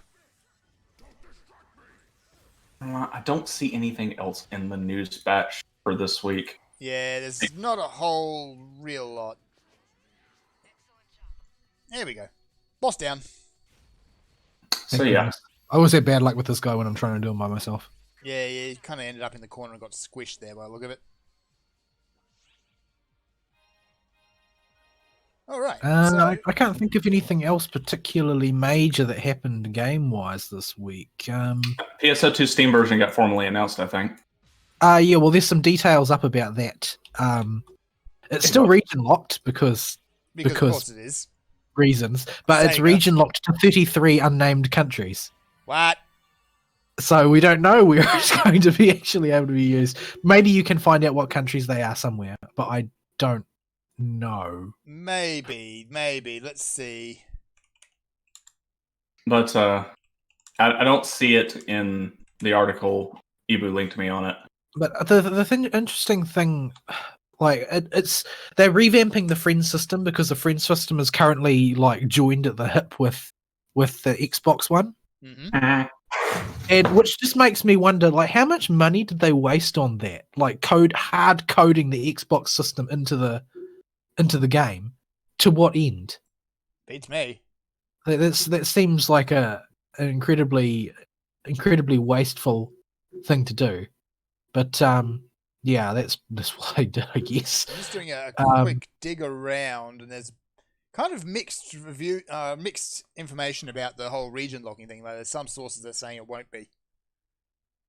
It's not. From what I've heard, it is region locked, but there are 33 different countries where it is applicable, so it's not. Yeah. It's not. Let's hope that wasn't them being bad at English again and meaning there's 33 regions and there's no way in hell you'll be able to play with your friends. Yeah. Good luck. Yeah, I hope not. But what I've heard that you can migrate your account, but they've been sort of vague about how. So Probably because they're still figuring it out. I'd love to be able to migrate Yeah. my account over to Steam so I can actually spend real money on it. if And- Australia is one of those countries, If. big if. Okay, hang on. There's a way to test it. Apparently, you can only see it if it's in your region. Let's see. Fantasy Star Online 2 is... Is that also Available. a rumor though? Looks like it. Alright, I can see it here. yeah. Yes. Let me see. Belgium and Netherlands are apparently not it. Hang on. Well, that's because they've got special laws They do. about in-game purchases. So Oh, Australia might be hit then too. If that's no, the case. Australia just has like razor wire around its consumer rights. I don't think that they've got special loot box laws. Not yet, no. Although it's a possibility. I No, that's Xbox Live restrictions. That's not it. So yeah, there's lots of stuff coming though along with this because this is the episode 4 launch, including player level cap going up to 80. Yes. The Photon Art max level going up to 17. There's going to be some new skills added to the skill tree. The PvP mode is going to be added. The PvP mode is like one of those ones where it's a special game that you play. It's not like you using your gear and your stats and your build. It's like you go in there and you can acquire a weapon and then beat the shit out of people. Yep. Um, Here we are. I found the list. It is available in Argentina, Australia, Austria, Brazil, Canada, Chile, Colombia, Czech Republic, Denmark, Finland, France, Germany, Greece, Hong Kong, apparently, Hungary, India, Ireland, Israel, Italy, Mexico, New Zealand, Norway, Poland, Portugal, Russian Federation. Okay, just Russia, I guess. Singapore, Slovakia, South Africa, Sweden, Spain, Switzerland, Turkey, Taiwan, Great Britain, and United States. Oh, at least they recognize Taiwan. Yeah, sorry, Serathus. and Hong Kong apparently. And Hong Kong. I'm actually surprised about Hong Kong. I guess that they're going to get cancelled now. Yeah, is Serathus still in Hungary? I think he's in Hungary. I think he was in Hungary. He could be in Thirstery. No. Oh, hang on. That's a Hungary's on the dad list. joke. Yeah, so it's okay. So he can play it. That was also a dad joke, yes. Yeah, I hadn't had a bad pun all show. I needed to work on one. That was a really bad pun. So, Let's start wrapping up, That- shall we? all right, yeah, we can do that. We're All right. kind of over time. Yeah. Ugh. It's Have you got to rush off from work, Fern? No. no, he said he was good before the show. Maximum loaf time. Also, I So, got yeah. people banging on my door wanting to play Monster Hunter. Oh dear. but yeah. I'm sorry, folks. There just ain't a whole lot that doesn't involve us making fun of politics right now in the news. I wish we had stuff, but we just don't have anything besides making fun of the U.S. government. I mean, to be fair, they are so infinitely mockable lately. Yeah, I mean that bar hearing. Holy cow! I'm reclaiming my time. Uh, Reclaiming my time. reclaiming my time. Okay. Oh, That was painful. All right. We will see y'all next week, I guess. Closing comments for us on this out? I don't want to adult anymore. Same. Can I reclaim my time from my workplace? That would be nice. You're supposed to be getting paid for that. Yeah, but we don't get overtime. No. Whatever happened to Unless- overtime? It seems to be this thing that just doesn't exist, at least on the workers' end of thing. It has to be in your contract nowadays. You can't just go, hey, I actually worked this long. Give me more money. Yeah. Because I do get paid by the hour. I do get a wage. It's just that there's no overtime rates. Technically speaking, there are overtime rates, but you would need to work like a 13-hour shift every day to actually reach that point. Yeah, how about no? my overtime rates come if I can weasel it out of the opossum if I've had to stay way too late for several weeks in a row. I don't get it at all. All right, folks. We'll see you next week. Sayonara. Bye-bye.